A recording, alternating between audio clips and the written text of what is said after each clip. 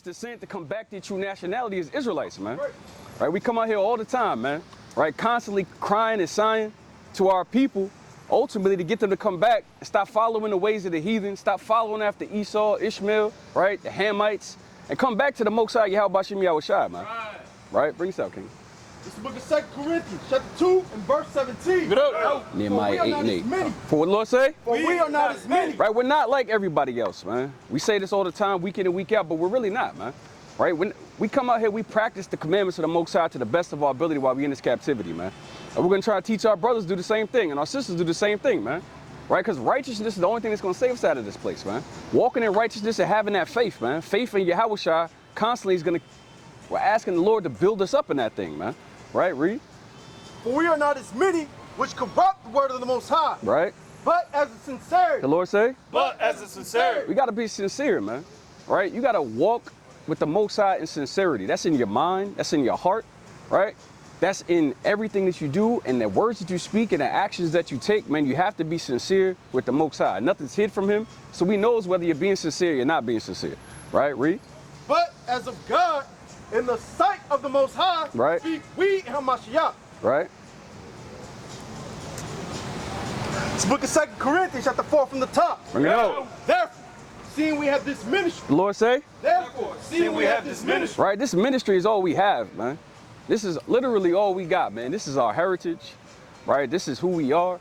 This ministry is everything that the Lord has given us to be able to wake us up back to this truth, man. We talk about it all the time. Talked about it last week, man.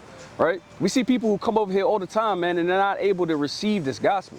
So as individuals who can receive this gospel and understand it's a gift, man. Right? So this ministry is everything that we have. We got to make sure we're walking, right, honestly in this ministry, doing everything that we can, right, to make our calling and election sure in this ministry, man. Right? Read.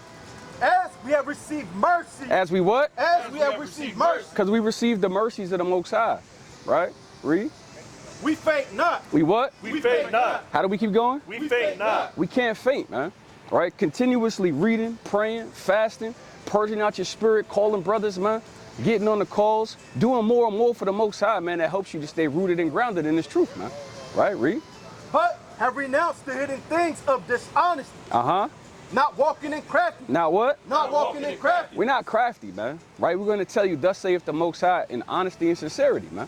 Right? We're not going to try to, tiptoe around what it is, man. If the Lord said, man, hey, you can't be homosexual, you can't be that, man. Right? Women need to have their head wraps, man. Right? She can't go out and go get married to 5 other people and be an adulteress, man. All these things, we're going to tell you the truth, man. Not in craftiness to try to persuade you. We're going to tell you honestly, man. And your spirit got to bear witness, man. Right? Read. Nor handling the word of the Most High deceitfully. Uh-huh. But by manifestation of the truth, commending ourselves to every man's consciousness in the sight of the Most High. Right. And that's one of the keys I wanted to bring out, man. Your conscience, man. Right? Your conscience has to be right before the Most High. Right. Like your mind has to be right before the Most High. You have to make sure that you're walking, because I don't know what's in the mind of Julio, man. Right? I don't know what's in the mind of Raul, man. Right? Or in the mind of Drizzy, man. I don't know what's in their mind. The Lord knows what's in their minds. The Lord knows how their heart is and whether it's set towards the Most High. All I know is how my mind is towards the Most High. Right? So I have to make sure my mind is right in the eyes of the Most High. My conscience, right, is not being seared with a hot iron, right? Because you're walking deceitfully, man. You got to make sure you're walking in honesty and in truth before the Most High, right? Because everybody's works, man, they're going to be manifested in that day, right? Whether you believe it or not, but you should, especially if you're in this truth. Hey, man, everything you do is going to get manifested before the Most High, right? Read. But if our gospel be hid, it is hid to them that are lost. To who? It is hid to them that are lost. It's hid to those individuals that are lost, man, right? So, like I said, we have people who come up here all the time, man, or they walk by and we're trying to call out to them, man, and try to get them to come over here and just listen for 5 minutes to the words of life, man, right? To get washed with the words of truth, man, of Yahushua, to cleanse their spirit and to cleanse their conscience and to cleanse their mind so that they can walk rightly before the Most High, but they keep going, man. So individuals are lost, man, and our people are lost sheep, man, right? Get Isaiah chapter 50 and verse 17. Barbecue shop. And then you can go back to where you was at in Nehemiah.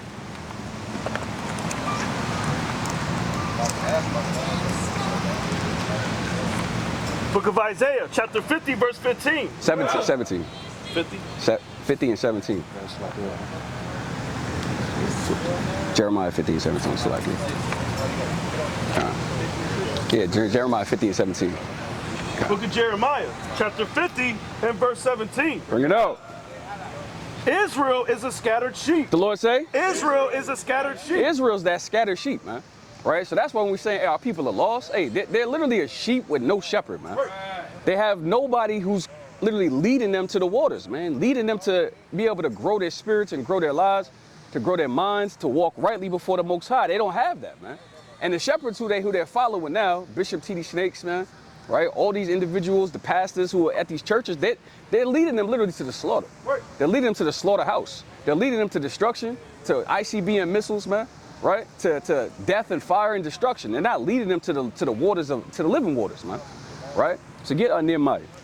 Book of Nehemiah, chapter 8, verse 8. Deuteronomy 8 and 11. So they read in the book, in the law of Yahweh. Of who?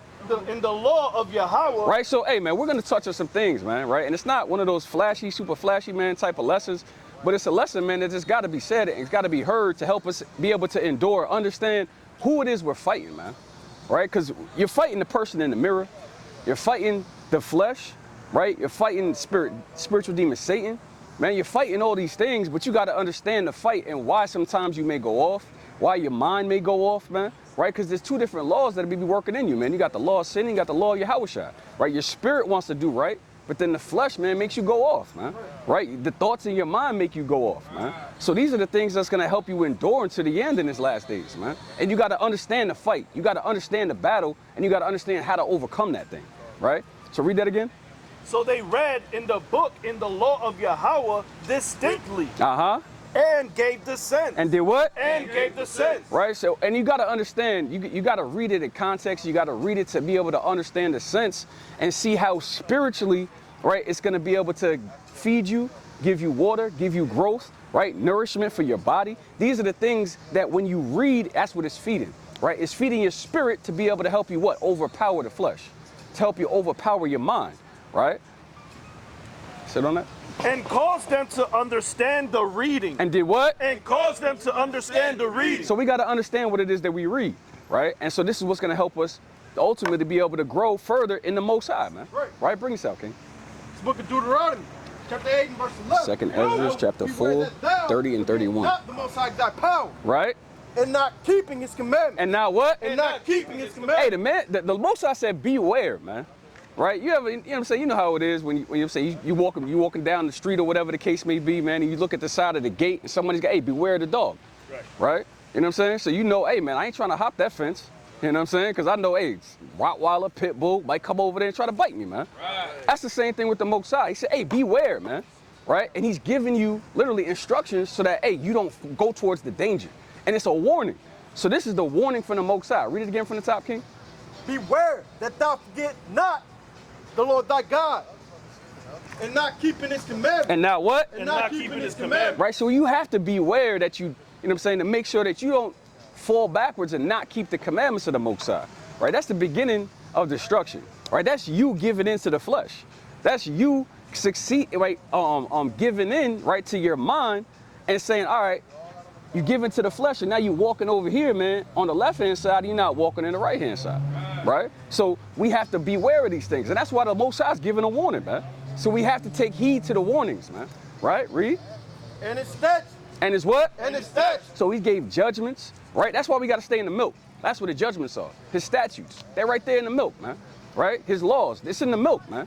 Yahushua was pointing, you know what I'm saying, even the publican, right? When he asked him, hey, man, how do I get the kingdom? He said, hey, man, he pointed him back to the milk, man. Right. He said, you got to keep the milk. Love your neighbor. Don't commit adultery. Right? All these little things. And he said, hey, I did all of that. He said, all right, well, cool. Sell everything you have, man. And go come follow me. He couldn't do that. Right? So he you know what I'm saying? Ultimately, he was like, he had to test him. He had to prove him. That's the same thing he's doing with us. He's testing and proving us. Right? But he's also testing and proving us because, yo, we're in the worst captivity. right? We didn't grow up in jewelry, right? We didn't grow up knowing the commandments. We didn't grow up, you know what I'm saying, understanding that, hey, we got to keep these feast days, even though we was in captivity. Like, we're not like Daniel, right? Daniel was able, he knew who his God was. He knew he could play 3 times a day. He knew which way was the east. He knew where Jerusalem was, right? So he's had forefathers, and some of the ancients was there with Daniel that could tell him about the old stories when he was in Jerusalem. We didn't have these things. You see what I'm saying? So we didn't have those things then. They had them back then, but we don't have them now. So now we have to take more heed to what it is that we're doing, man, and beware, literally, on a higher sense, man. Right? Read. Which I command thee this day. Least when thou hast eaten and art full. Right. And hast built goodly houses. And dwelt therein. Right. And when thy herds and thy flocks multiply. Right. And thy silver and thy gold is multiplied. Right. And all that thou hast is multiplied.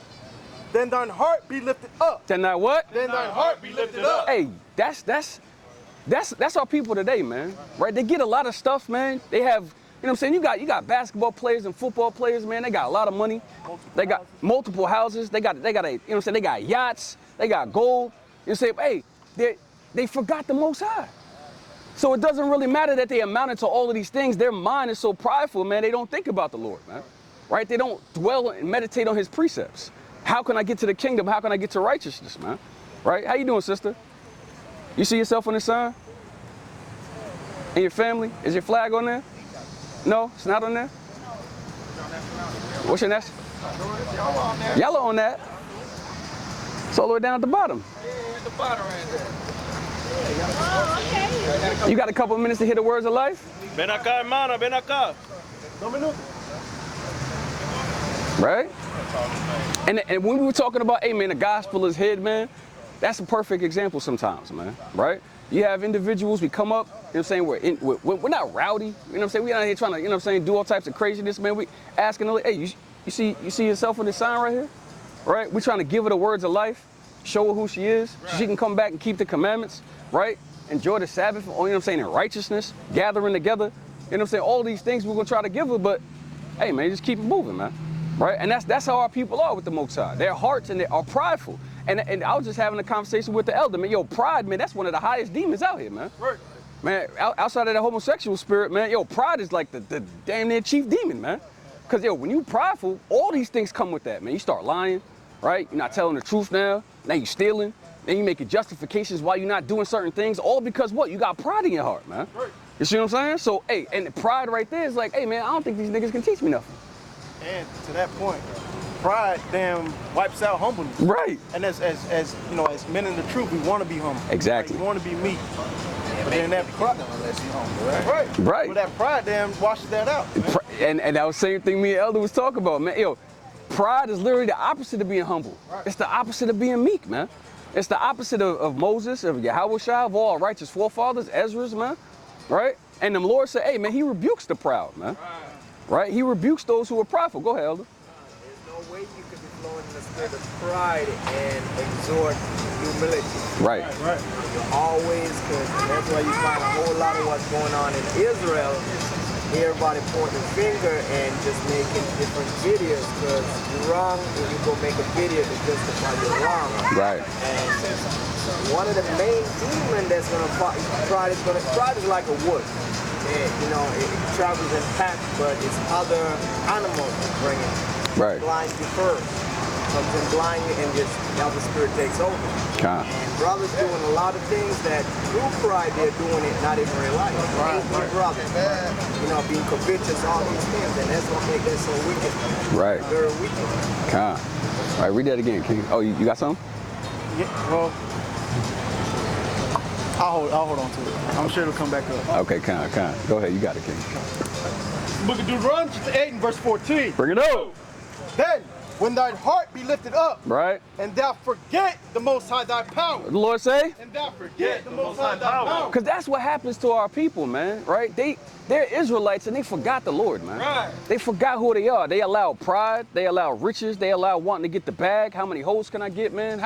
All these things, right? The damn lust of the world, man, right? Have filled up so much in their heart, man, and in their minds, right? Now they're so prideful, man, that they forgot the Lord. They don't care about the Most High, his commandments, right? What's right, And what's wrong in his eyes, they don't, you know what I'm saying, they don't care about, man, at all, right? So now that heart is lifted up, read. Which brought thee forth out of the land of Egypt. Right. From the house of bondage. From the what? From the house of bondage. From the house of bondage, right? That's it on that, King. Bring this out, King.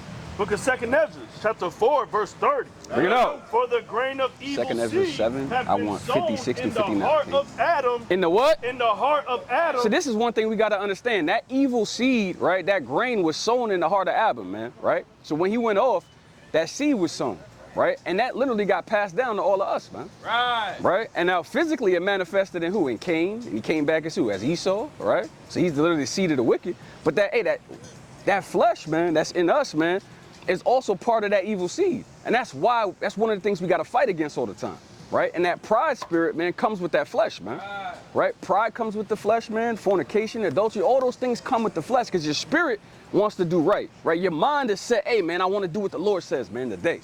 I'm going to read four or five more chapters, man. I know I'm going to pray, I'm going to call brothers, I'm going to do this, that, and the third. But then what happens, man? You end up doing some other stuff, man, right? And you end up forgetting some of the things that you thought about. So your spirit was willing, right? But the flesh, man, had you doing other things, man.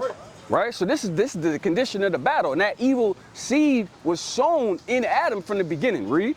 From the beginning. Uh-huh. And how much ungodliness. And how much what? And how much ungodliness. Read. Have it brought up unto this time. Has it what? Have it brought up unto this time. How much ungodliness did that seed bring up, man? Right? We can see the nations of Esau, man, and what the wickedness that they do, man. Right? And how much more even so our people, man. Right? What's going on, brother? You see yourself on this sign, King? On any of these flags? You see these flags? One of these flags are your flags? Which one? You Israelite?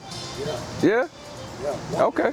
Born and raised? Yeah, when I was 12. When you was 12? All praises. Yeah, my mom was Okay, kind. You so you know what today is? my first 7? Yeah. Yeah. Okay. I was born and raised on it. Since I was real wicked when I was 12, my mom and grandma used to teach me when I was 2. Get Numbers 15:38, King. Right. Kind, all praises. So I just gotta ask, so you know what I'm saying? I gotta ask where your fringes at, King? Where your fringes at? How long we out from? Where we from? Yeah. Orlando? Y'all from Orlando? Yeah, we out here. Right? Bring us out, King. It's the book of Numbers, chapter 15 and verse 38. Bring it out. Speak unto the children of The Israel. Lord say? Speak unto the children of Israel. So you know he's talking to you, right, King? Because he said, you know you Israel, you know you a Hebrew, right? What tribe you from? Well, they say you from the tribe of Judah, but my family tribe of Levite. You Levi? Yeah. All praises, right? That's a mighty tribe, man. We from Kind, right, Reed? wrong. A lot of them from Judah, but like I say, to me, this is the beginning basics. I learned that when I was 12, 13. Right. So we went, Right. I started doing that. Speak unto the children of Israel. Yeah, 1 Peter 2 and 2. teach them that they make them fringes in the borders of their garments. Right? Throughout their generation. How long? Throughout their generation. So, you know, we gotta have our fringes on, King. You know what I'm saying? Because how can anybody know that you're Israelite? How do you stand out? You gotta let your light shine. Right. Right? And your light is shining when they can see that you keeping the commandments. Right. Right? Everything is not for everyone. And everyone's not chosen to hear. So some people that do certain ways is the ones that walk in darkness. Some will hear you and still reject you. So, but I'm asking you, are you talking about yourself? Yeah, others around here do the same thing. But you got a lot of people around here in Florida that woke up a long time ago. Right. But that's what I'm saying. But you know how you can tell if they're Israel. You know what I'm saying? Because I didn't know you was an Israelite. You know what I'm saying? Because first thing I would have seen, I would have saw your fringes. You know what I'm saying? I would have saw that you was keeping the commandments. I learned the truth of a lot of things, right? You know what I'm saying? Even though y'all we come in good, you also come in evil as well. He tell you that too. He said, I created the evil, I created the good. So I'm saying, so I got two sides to me. You know what I'm saying? And the Alibet, you know what I'm saying? I want the Alibet to tell you, you know what I'm saying? There's two sides to everything. You know what I'm saying? I said, you can take good or you can take evil. I come in two sides. You can see darkness with it or you can see the light. So it depends on which one you come in. But how do you want the Most High to see you, though? Don't you want the Most High to see the light? A long time ago. He wants to see you keeping the commandments, right? Could be. Right? Read, bring us out, King. Keep going. And that they put upon the fringe of the borders Right. a ribbon of blue. Hey, what? A ribbon of blue. Get Psalms 111 and 10 as well. Because you gotta understand, King, you are Israelite, right? So we gotta lead by example, right? Who else is gonna teach our people the truth, man? Who else gonna tell our people that, you know what I'm saying, we've been through slavery, all this stuff happened to our people, and whether we wake up or not, if we don't do nothing about it, right, how's that benefit us? It doesn't. In the beginning of the Bible, it tell you that anyway. You know what I'm saying? Because how you read it. You know what I'm saying? Some people say I get 1 Samuel 2 and 6 as well, okay? Genesis, I think, 15, 13. And get, you got that precept I quote? 111. Yeah. Psalms 111. Yeah, you got that? Bring it out, okay? You know what I'm saying? You put average state. They said, you and your descendants shall follow you should get your descendants. Yeah. Book of Psalms, chapter 111 and verse 10. Bring it out. The fear of the Lord. The Lord say? The fear of the Lord is the beginning of wisdom. Is the what? Is the beginning of wisdom. So when you fear the Lord, that's when you get wisdom. That's when you get knowledge and understanding. Yeah, when you fear the Lord, right, the Lord said, hold up. What's your name, King? What's your name, King? What's your name? Israel? Your name is Israel? Last name, what's your first name? Azariah? Azariah? Right, so the Lord said, hey, we got to fear the Lord, right? No.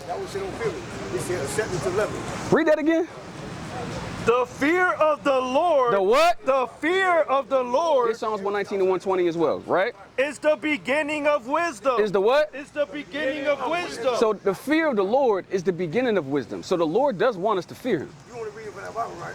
That's exactly where we're reading from. We're reading from King James Version, right? So you got to fear the Lord, you got to fear the Most High. A true Israelite will tell you, don't stick with just one subject, right? Read everything. We study everything.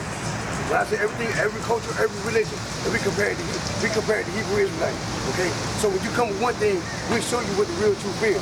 So we don't just come from just the Bible alone. I can show you other things that you haven't seen. Read that one more time, King.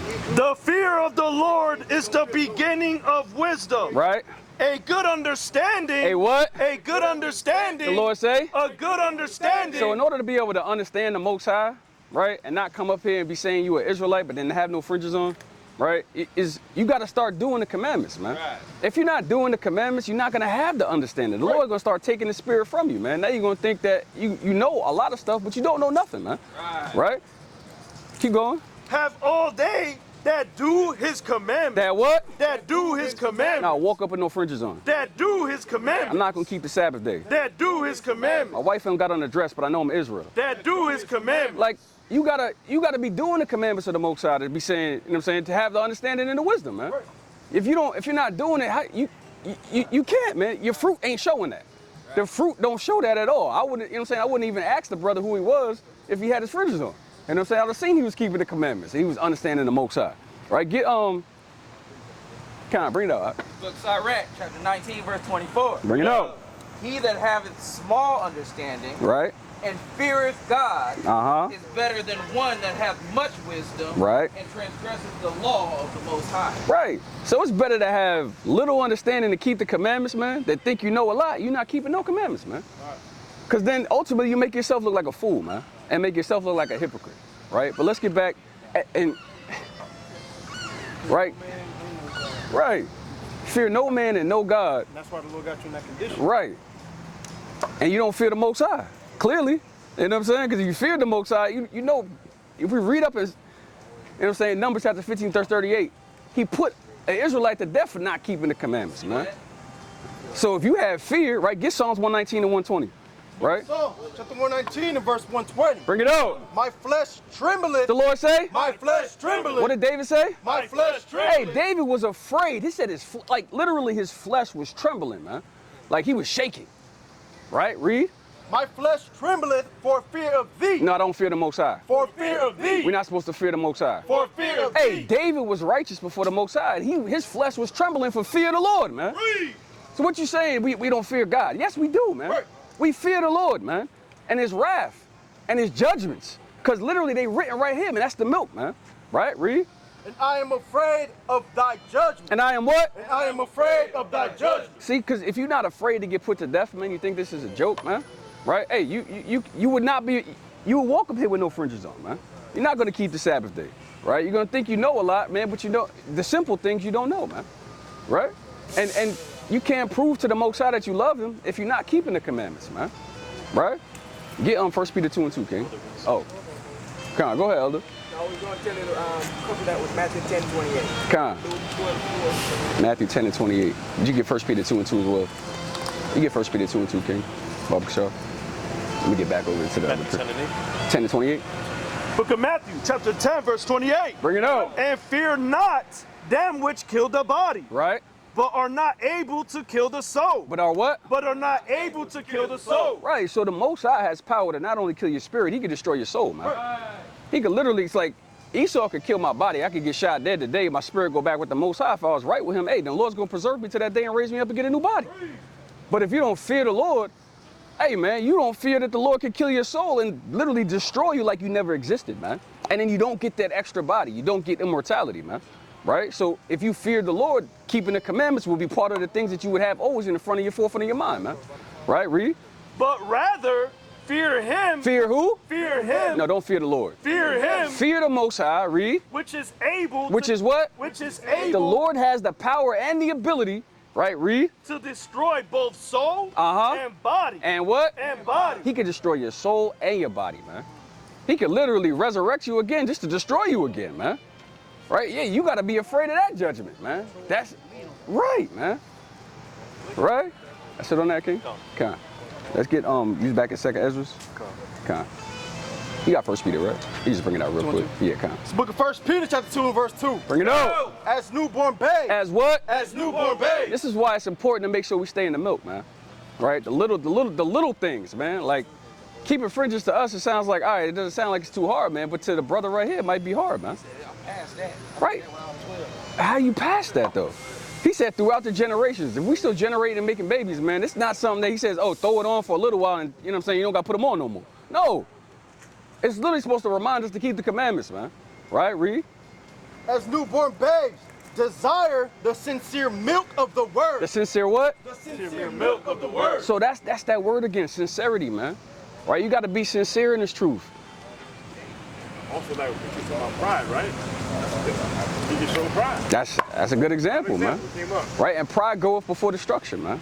Right? So before the Lord gets ready, you know what I'm saying, to destroy brothers and sisters out here, man. And in the estate of our people, even in the lowest estate, you still prideful. Right. And make that make sense. Right. That's madness. If you know, God forbid, but if you in a lower state like that, bro, and we understand what it is, right? Right. You'd want some help. Right. Right. What can change the condition I'm in? Right. Only Yahweh Shem Yahushua. That's it, man. It's only the Most High, Only man. the Most High. Only the Lord, man. Right? Book of 2nd Ezra, chapter going. 4, verse 30. Bring it out. For the grain of evil seed. For the what? For the grain of evil seed. Right, and pride is part of that evil seed, man. Right, that's in our people, man. Being prideful and saying, "Hey, man, I'm past all of that." How you pass keeping the commandments? Like that, make it make sense, man. I don't even think Jake be thinking sometimes before he speak. He just be opening his mouth, man. He don't even consider the words that are coming out his mouth. Right, Reed?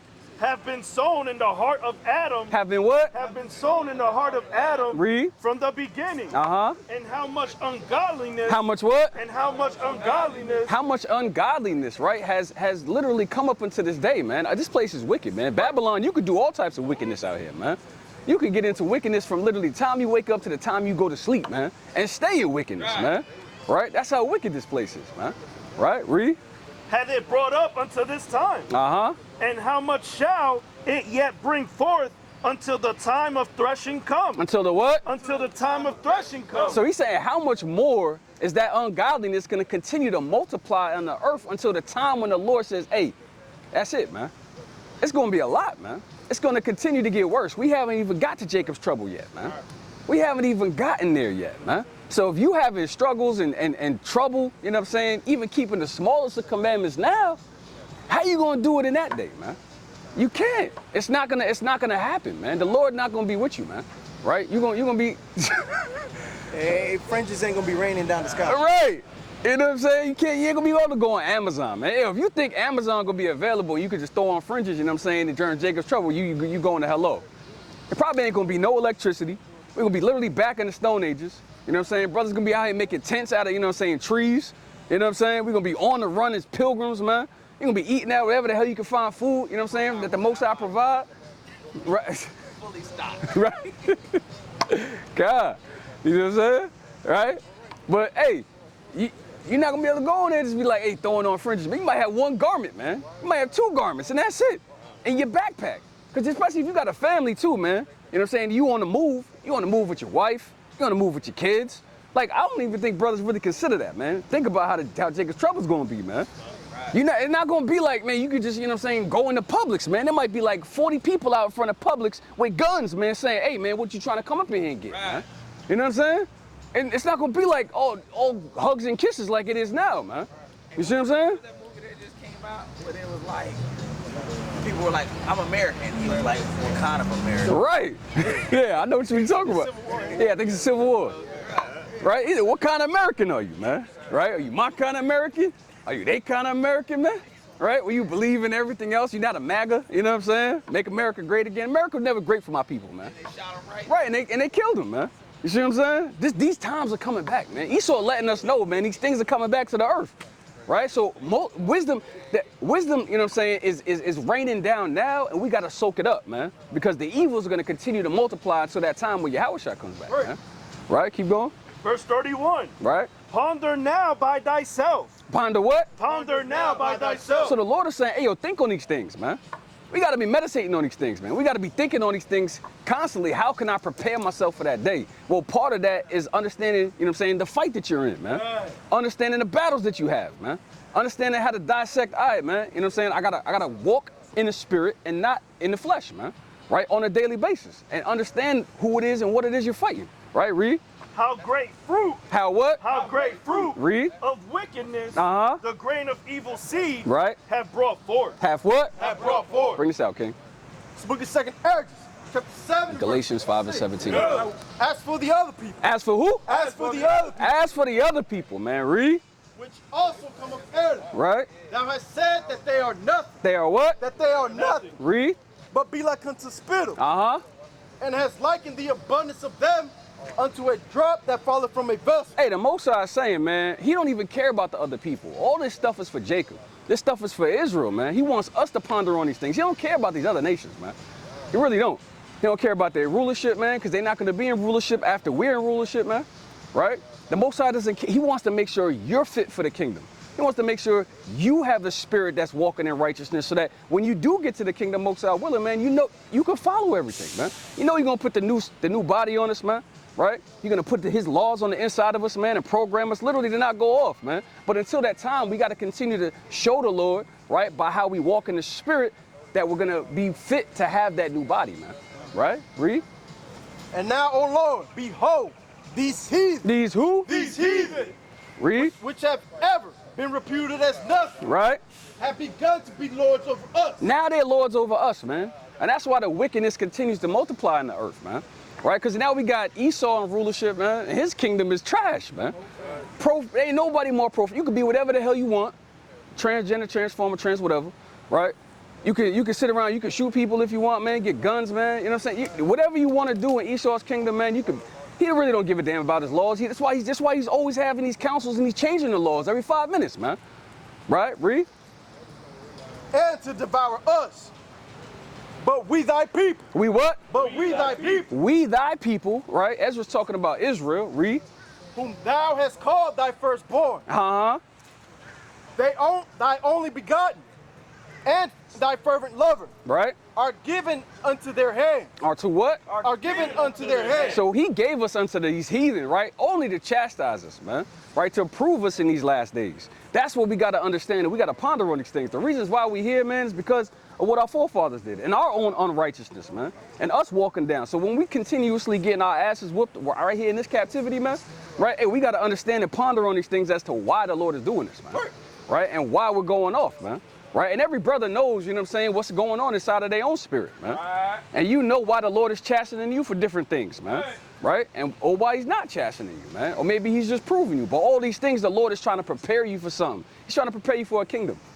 Right? And the kingdom ain't gonna come just by, hey, he's not just giving it to everybody, man. It's a straight, narrow road, man. And you can only go in one by one. So you gotta really be focused, man. Right? Read. If the world now be made for our sake, why do we not possess an inheritance with the world? Right. How long shall this endure? Right? So, hey, man, Ezra's asking him, man, how long is this gonna endure? Well, we gotta understand the fight. Right, bring this out, King.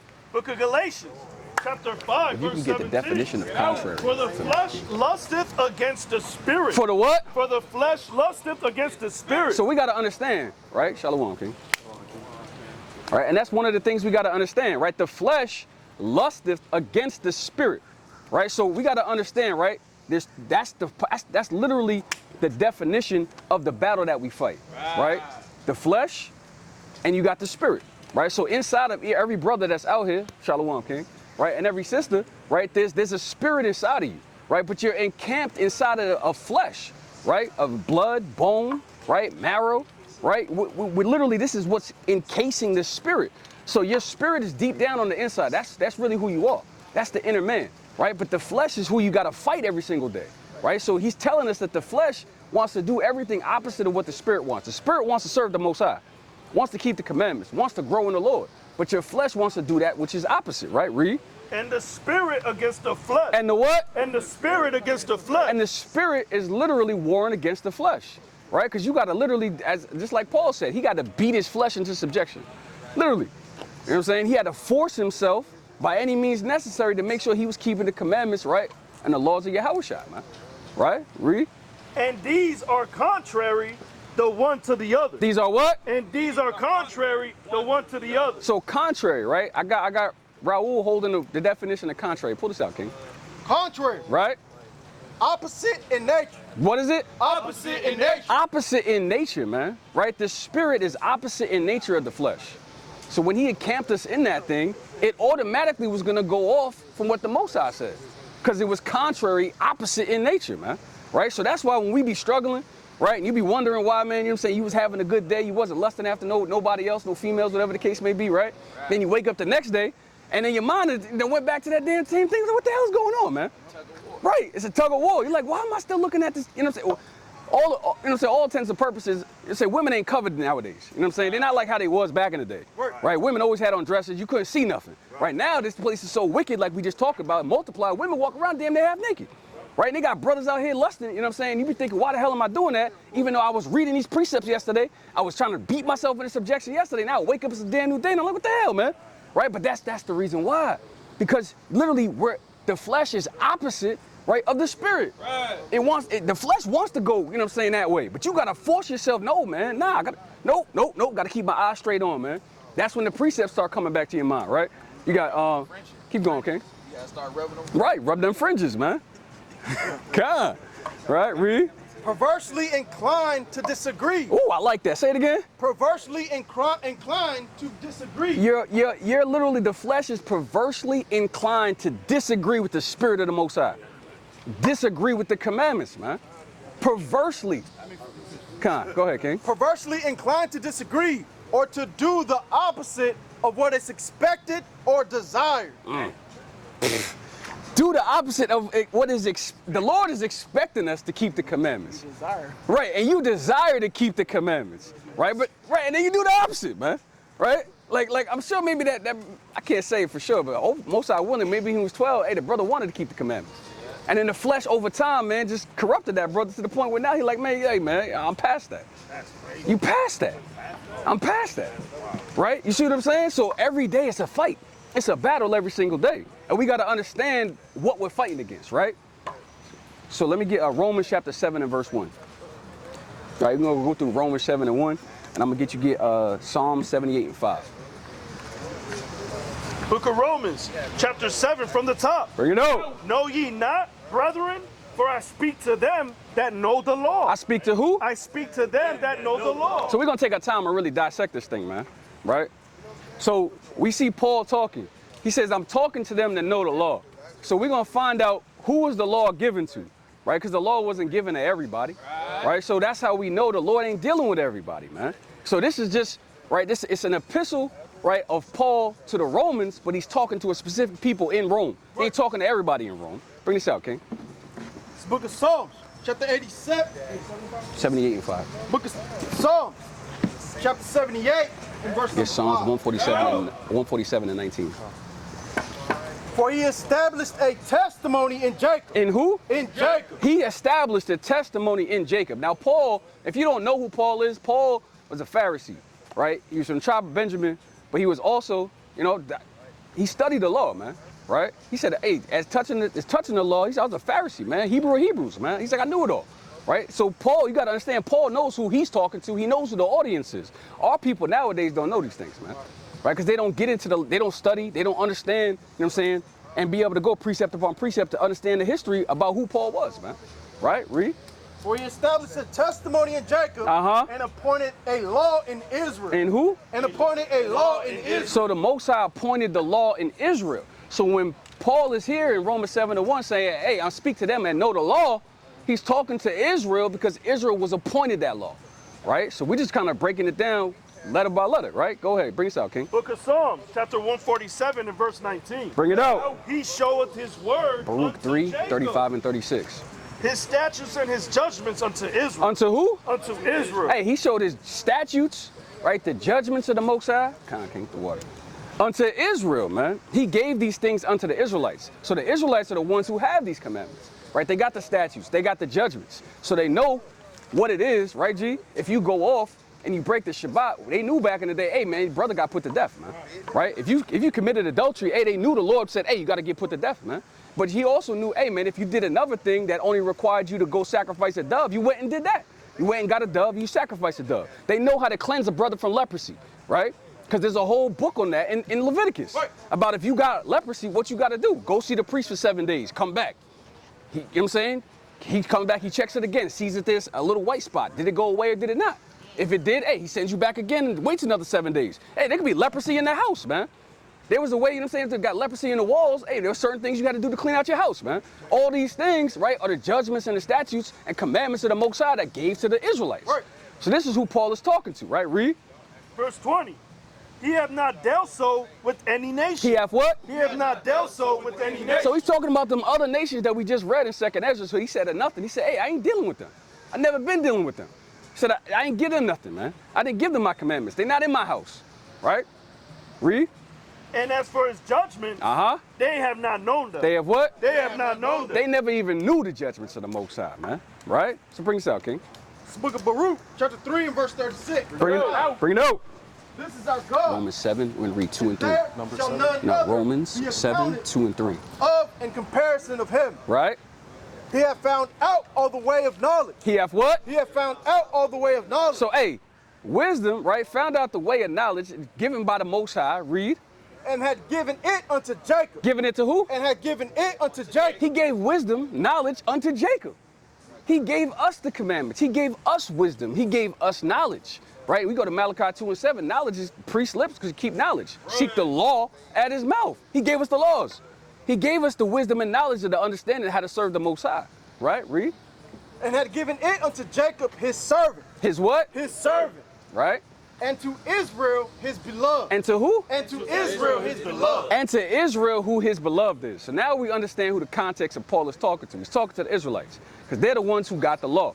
So they should know the law, right? Go back over here, King. Book of Romans, chapter 7, verse 2. Bring it up. For the woman which hath an husband Genesis 2, 23 and 24. To her husband. Right? So long as he liveth. So what? So long as he liveth. So he's breaking down a basic commandment right here, right? He's saying, hey, man, when a man and a woman get married, that woman is bound to her husband as long as her husband's alive, right? This is something that the Israelites knew way back when, right? And we're going to get some precepts to prove that, but this is just breaking down what Paul is saying, right? Read. But if the husband be dead. What the Lord say? But if the husband be dead. Right, because then if the husband is dead, right, read. She is loosed from the law. She is what? She is loosed from the law. Now she's loose from the law, right? What's going on, King? Y'all believe in the Bible, man? 2 minutes to Christ, brother. 2 minutes. Let's read you a couple minutes, scriptures bro. before you head out. All right. Right, read that again. She is loosed from the law of her husband. Right. That's it. That's 3. Verse 3. Okay. Verse 3. So then if, while her husband liveth, right, she be married to another man. So this is milk, right? So when he's saying I'm talking to them to know the law, this was an Israelite custom, right? We know that, hey man, if this man's husband, or Salakia, if this brother's wife, right, goes out and sleeps with another man, right? He knew back in the day, Salakia King, right? He knew, right? He knew or literally the whole nation knew that, hey, that woman was in adultery, man. Right? Because they all know that she's married to Raul, man. Right? Read. Real quick, okay, you guys are not bringing people to walk back and forth. Keep going, King. She shall be called an adulteress. She shall what? She shall be called an adulteress. Right? She shall be called an adulteress. Right? So if Raul's wife sleeps with another man, right, she's going to be called an adulteress. This is something that the Israelites knew. So you know who he's addressing. Right? Read. But if her husband be dead, she is free from that law. She is what? She is free from that law. So if Raul was to die, then his wife could go marry somebody else, right? She'd be free from that law. Now bring out this precept, King. It's the book of Genesis, chapter 2 and verse 23. Exodus 20 and 14. Exodus 20 and 14. And Adam said, this is now bone of my bone. This is what? This is now bone of my bone. So this same Adam, man, right? He said, hey, this is bone of my bone, man, right? Read. And flesh of my flesh. Now he's saying, hey, flesh of my flesh, man. Read. She shall be called woman. She shall be what? She shall be called woman. So, hey, man, he was looking at his wife, said, hey, man, this is a woman, man. She came from me, man. Right? She's a part of me. She's my flesh, right? Read. She shall be called woman because she was taken out of man. Right. Therefore, shall a man leave his father and his mother. Right. And cleave unto his wife. And what? And cleave unto his wife. Read. And they shall be one flesh. And they shall what? And they shall be one flesh. And they shall be one flesh, man. This was established even way back in Adam, man. Right? So this is, and we all came from that same seed line, man. Right? Adam, we can go through the whole entire seed line all the way down, man, and just see how you got from Adam unto Abraham. And then from Abraham to Isaac, Isaac to Jacob, Jacob to the 12 tribes, and now you got us here, man. Right. So this same law was passed down all the way through that same specific seed line, but it was given to one specific seed line, Israel. Right? So now we know, hey, man, that's one flesh. So this is who Paul is talking to. Right? Get the Exodus, King. Book of Exodus, chapter 20, verse 14. Deuteronomy 22 and 22. Thou shalt not commit adultery. Thou shalt what? Thou shalt not commit adultery. Right? So as we go to Exodus, man, Moses was given this law to reiterate to the Israelites. Hey, don't commit adultery, man. Right? This is what Paul is talking to. He said, hey, I'm still talking to the Israelites. Right? Read. Thou shalt not steal. Thou shalt what? Thou shalt not steal. Read. Thou shalt not bear false witness against thy neighbor. Right. Thou shalt not covet thy neighbor's house. Thou shalt not covet thy neighbor's wife. Thou shalt what? Thou shalt not covet thy neighbor's wife. Right, and that's it. That's all I want right there. But that's the precept I was going into. Hey, he said, hey, don't covet thy neighbor's wife, man. Whatever he has. So these are the precepts, right, that Paul is literally breaking down and showing, hey, man, these things the Israelites knew. So when I'm talking to them who know the law, hey, they know these things. Right? They know these precepts. What's going on, Elder? What's going on, Elder? You got a couple, you see yourself in the sign, King? You coming back through? All right, King, thou saves. Right? Bring this out, King. It's the book of Deuteronomy, chapter 22 and verse 22. Romans 7 and 4. If a man be found lying with a woman married to an husband, right? Then shall they both of them die. Shall they what? Shall both of them die. Right? So these are the judgments our people knew. Right? He said, hey, if a man be found lying with another woman, right, that's married already, hey, we killed both of them, man. You killed the man for lying with another man's wife, and you killed her, man, for allowing that to happen. And she didn't cry out and then yell out and scream and be like, yo, man, hey, this is wrong. You know what I'm saying? Like, she did it willfully, man. Right? These were the judgments that our people were afraid of. And now, hey, they ain't afraid of those things no more. Right? If you look at our people today, man, hey, that's why people out here getting shot, because, hey, brother man slept with another brother man's wife, man, and that's what happened, man. He come rolling up with the Glock, man, because he mad as hell. Right. What the hell you doing sleeping with my wife, man? You see what I'm saying? Right?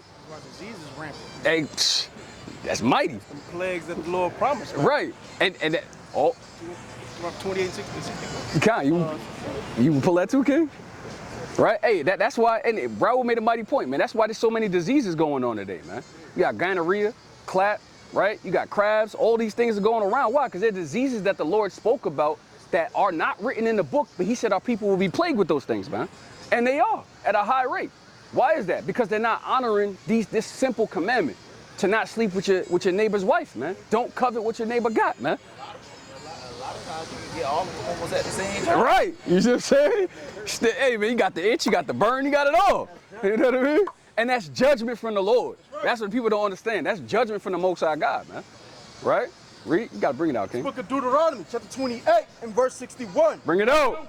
Also, every sickness. Every what? Every sickness. Every sickness, right? Clap, gonorrhea, crabs, right? All of that, right? Read. And every plague. And every what? And every plague. Read. Which is not written in the book of this law. We don't see the name gonorrhea in there. You don't see clap in there. You don't see, they're not herpes, right? Diabetes, all these things, they're not in the book. But hey, this covers all of that. All of that sickness, all of those diseases, all these plagues, hey, that are not written in the book. Hey, are people gonna have those things, man? Because they what? Not keeping the commandments, man. Right? That's it, man. Come on. Bring this out, King. Book of Romans, chapter 7, verse 4. Bring it up. Wherefore, Galatians my 2, brethren, 19 and 20. Ye also are become dead to the law. You are what? Ye also are become dead to the law. Read. By the body of Yahushua. By the what? By the body of Yahushua. Right.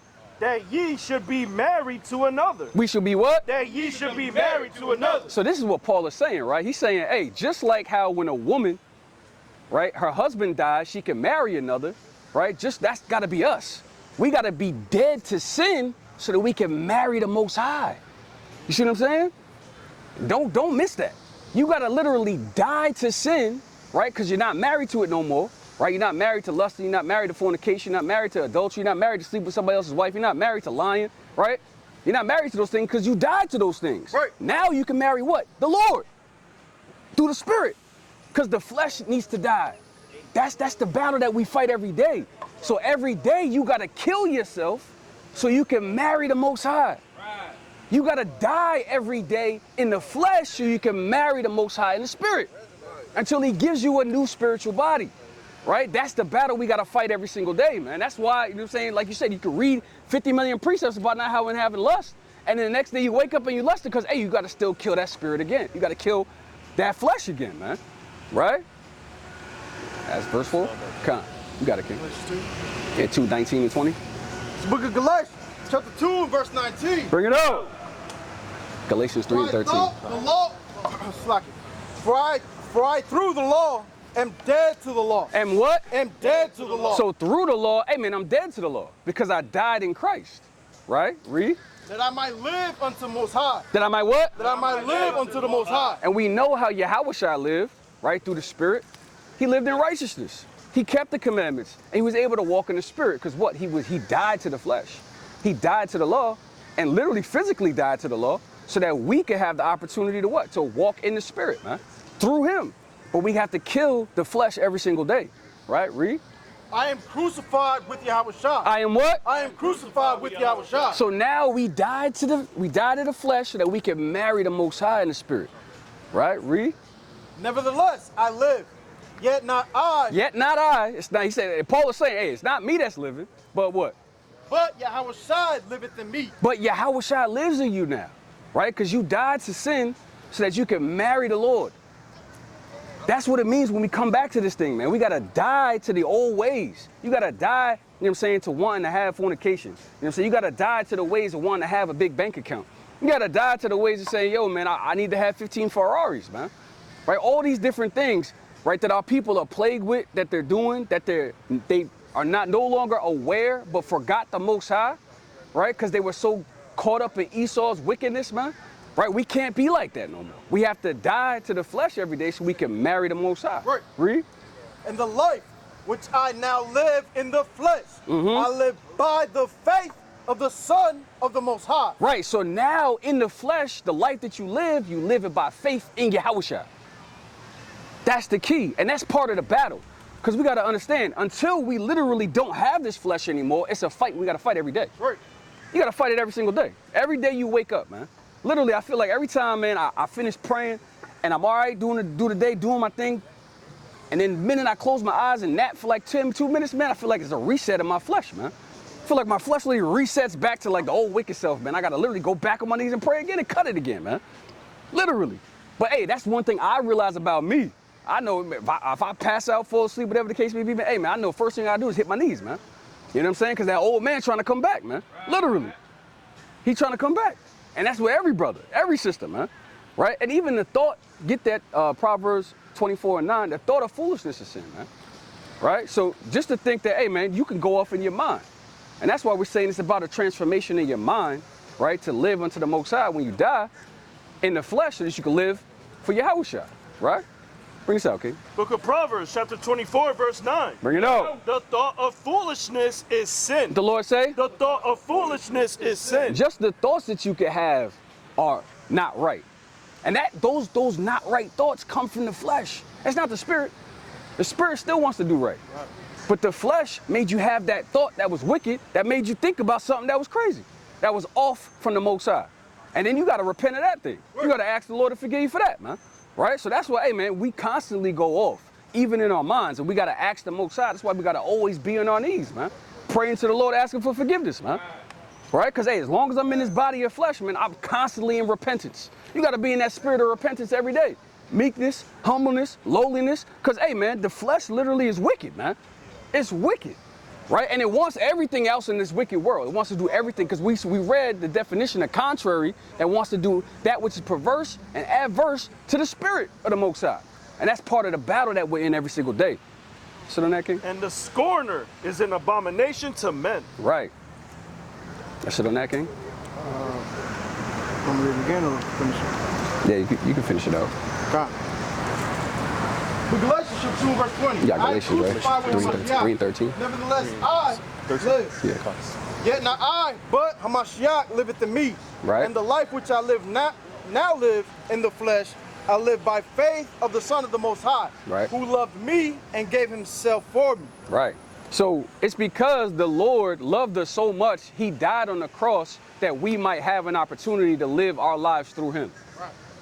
Right? We don't live it in the flesh anymore. We kill the flesh and we live through the spirit of Yahushua.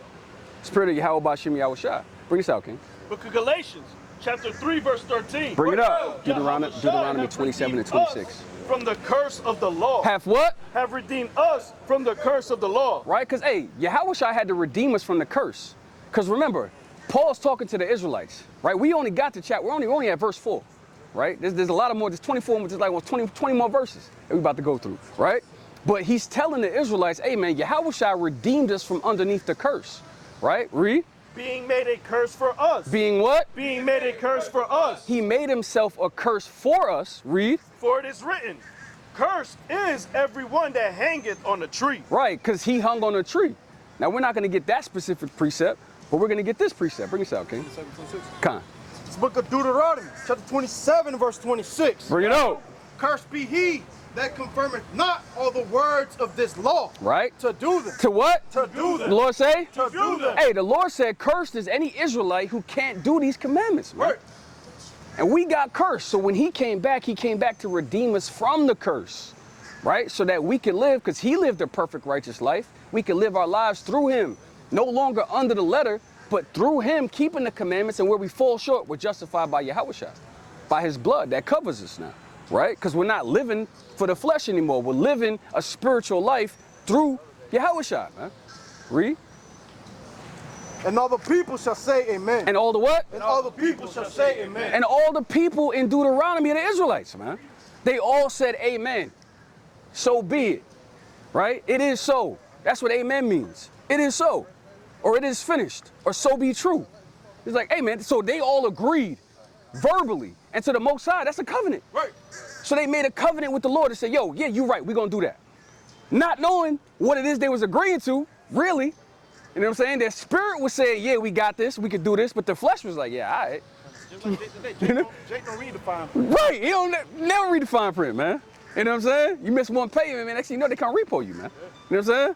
Or it says, you know what I'm saying? Yeah, the fine, we don't never read the fine print. We just hit the check button and the click button and okay. You know what I'm saying? I sign right here. Right. The car is mine. Right. I could walk away with it today. You know what I'm saying? That's the flesh. You know what I'm saying? The flesh just wants it quick, wants it now, man. Right? The spirit is like, no, man. Hey, sometimes you gotta go line upon line. You gotta go through that thing, man. You gotta see if you can understand it. You know what I'm saying? Right? What you got? That's it on that kind. What I got? Can I get Jeremiah 11, 3 through 5? And then get Romans 7 and 5. It's book of Jeremiah, chapter 11, and verse 3. Bring it out. And say thou unto them, Right? thus saith the Most High thy power. Uh-huh. Of Israel. Of who? Of Israel. Talking to everybody. Of Israel. Hey, man, it's plain, man. Throughout the whole entire book, the Lord is only talking to one people, man. It's always Israel.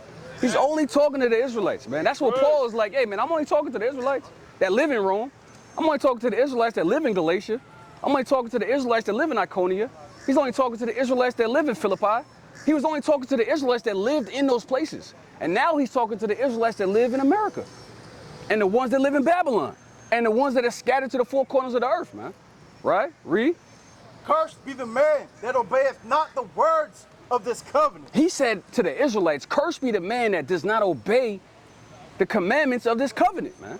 Right? Because he laid out the covenant and what we're supposed to be doing, man. Right? And the flesh wants to do that which is contrary to the spirit, because the law was spiritual.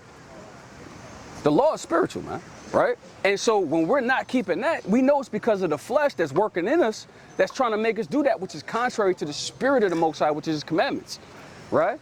Read. Which I commanded your fathers. In the day that I brought them forth out of the land of Egypt. Right?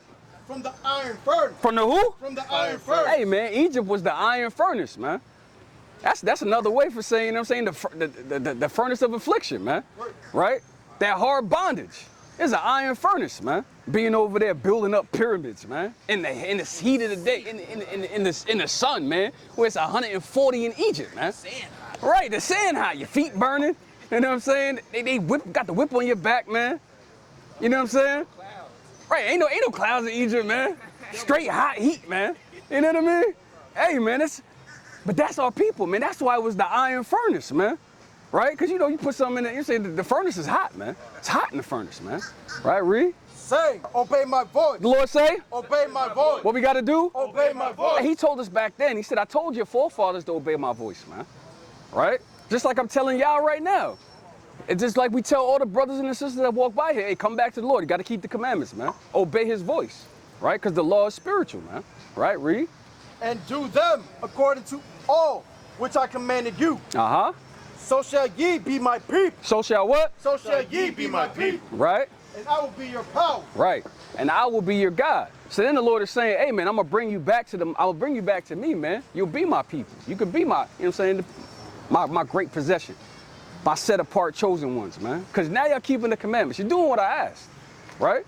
But he's like, hey, man, y'all not going to do it, man. Hey, I'm going to whoop y'all ass. You know what I'm saying? He sends another nation, chiefly, you know what I'm saying, the so-called white man, right, to literally keep that belt to our behinds, man. And that's why we be going through these things that we go through in this captivity, man. Right? That's why we got to work 5 jobs, man. That's why we out in the sun even while we out here, man. That's why we make little to no dollars, man. We can't feed the family. You know what I'm saying? The light bill is crazy. And then you trying to think whether I should pay the light bill or I should pay the water bill. You know what I'm saying? You trying to think whether or not I pay the car note or so I get some food today. And you know what I'm saying? Because we still in that furnace, man. We still out in the field. It's just a work field now. You know what I'm saying? But it's still the Lord putting that belt to our behinds, man. So he can teach us what, man? How to show respect, how to show love to him, which is keeping the commandments. Right? That's it on that? Come on, you got this kid. Book of Romans, chapter 7 and verse 5. Bring it up. For when we were John in the 3 flesh, and 6. the motions of sins. The what? The motions of sin. So he said, hey, man, when we was in the flesh, right? Because we're not supposed to be in the flesh. We're supposed to be in the spirit, right? We're supposed to be dead to the flesh. But he said when we were in it, right, the motions of sin, read. Which were by the law. Which were what? Which were by the law. They were by the law, right? Because you had not known thou shalt not covet unless the law said it. Right. You wouldn't have known thou shalt not steal unless the Lord said to not steal. Right. Right? And your flesh wouldn't have known to want to do the opposite of the spirit and what it said. The spirit said, don't steal and don't lie. And now the flesh is like, hey, man, I'm a lie every day, man. Now the flesh want to, you know what I'm saying? Now you want to go rob somebody, man. That's our people. Why? Because the Lord gave the word, which was the spirit, and then the flesh said, hey, I'm out to do the opposite of that. This is what we fight against every day. These are the things that we have to fight against in our mind, man. Right? Read. Did work in our members to bring forth fruit unto death. Bring forth what? To bring forth fruit unto death. And it brought fruit unto death, because that's why our people were getting killed at a high rate. Right? Get John 3 and 6, King. You got it, King. Book of John, chapter 3 and verse 6. Bring it out. That which is born of the flesh is Psalms flesh. 51 and 10. And that which is born of the spirit is spirit. Is what? Is spirit. Hey, he said, hey, man, that which is born of the flesh is flesh, man. Right? And that which is born of the spirit is the spirit. So the flesh, right, is literally comes from the ground. It's got to return back to the ground, man. right? And the spirit goes back to the Most High. But we got to make sure that your spirit is right, man, because then when he gives us a new body and we get resurrected, you don't want to get destroyed. You see what I'm saying? And that's where the fear, that's where the judgment of the Most Highs come in. Sit on that, King. Come on, bring this out. Book of Psalms, chapter 51 and verse 10. Bring it out. Create in me a Romans clean 8, heart. 5 through 8. What did the Lord say? Create in me a clean heart. Hey, this is David, man. Right? So David is saying he understood the concept of his flesh wanting to go off. And that's why he's asking the Lord to create in him a clean heart. He said, give me a clean mind. Because he knew, hey, man, my mind could go off. Right. He knew, man, hey, man, I might want to go number the children of Israel, even though the Lord ain't tell me to number the children of Israel. And then I might end up getting 24,000 of my people killed, which he did. You can read it in 1 Kings and 1 Chronicles, man, right? He went, and he wasn't supposed to number the children of Israel, but he did it anyway, because he wanted to count how many people were in the Lord. We also know what he did before with Bathsheba. The Lord put his sin away, but hey, man, his mind went off. He shouldn't have been trying to sleep with another man's wife. You see what I'm saying? Right? So he said, hey, I need the Lord, and these are the same prayers we should be praying every day. That's the point, right? We got to ask the Lord every day to create in us a clean mind, creating us a clean spirit, creating us a clean heart so that we don't follow after the flesh, man. Right? Read. Oh Yahweh. Oh who? Oh Yahweh. Oh Most High. Read. And renew. And what? And renew. And renew means to restore, right? Because you could have a clean spirit yesterday and then wake up and have a dirty spirit, man. And then you need the Lord to clean that spirit again. Right. And then the next day you need him to clean it again. Right. This is why you take showers every day. Right? You're not going to not put on, you know what I'm saying? You're not going to put the same dirty clothes on you had yesterday. Right. And then the day before that, you wear the same thing. And the next day, you wear the same thing. And the next day, you wear the same thing. Right. Turn your, hey, you know, that brother might have done it one time. You know what I'm saying? That's how you know. He said, hey, turn your drawers inside out. You know what I'm saying? You got the doodle stains on the bottom of the drawers, man. That's nasty. You know what I'm saying? You gonna take a shower, right? You're gonna wash this flesh. You're gonna put on some smell good or whatever. You put deodorant on, right? You might brush your teeth. If you ain't brush your teeth, that's a problem. You know what I'm saying? Right. That's the same thing. Are you brushing your spiritual teeth? Are you cleaning your spiritual body? Right? Not everybody. Exactly. That's the point. Everybody does it. You see what I'm saying? They walk around spiritually and they dirty. They unclean. Right? And so that's why the Lord is like, hey, man, you got to wash yourself. But what can wash you? The word. The word of the Most High. Keeping the commandments. That's what washes you. Getting into the milk. Putting your fringes on. Right? Keeping the Sabbath day. These things wash you. The more you get into it, hey, you get into the Most High. What's going on, King? You got 2 minutes, bro? 2 minutes. 2 minutes, bro. What's going on, sister? She got 2 minutes of the word? Nobody got 2 minutes, man. All right, go ahead, King. And renew a right spirit. A what? A right spirit. A wrong spirit. A right spirit. An off spirit. A right spirit. Hey, David said, renew within me a right spirit. He didn't want to have a wrong spirit. He didn't want to have that wrong spirit that made him go off and make him sleep with somebody else's wife and then get her husband killed, man. He literally took Uzziah and put him on the front line, man. And said, hey, man, he knew, right, that he knew the front line. He said, pull everybody else back so he could die, man. Right? Read. Within me. Within who? Within me. Within me. Right? Get Titus 3 and 3, King. Bring us out. It's the book of Romans. Right? 8 and verse 5. Right? For they that are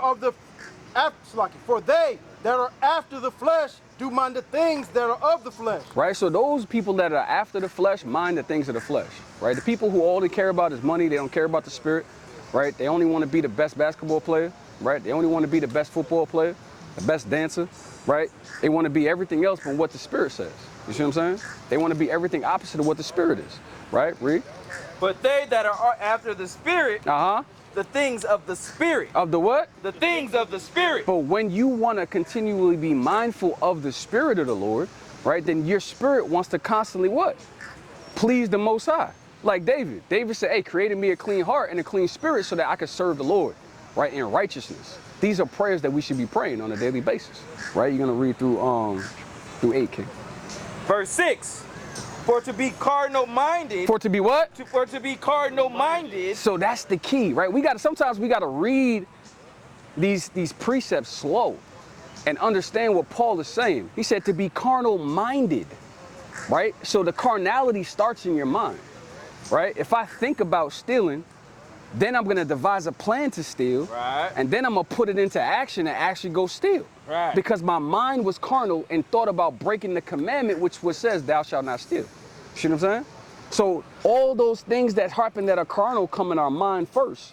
That's why we have to renew our minds on a daily basis. We gotta kill, right, the flesh, because the flesh is talking to you through your mind. Right? Read. To be carnal-minded is death. Is what? Is death. Is who? Is death. So to be carnal-minded is death.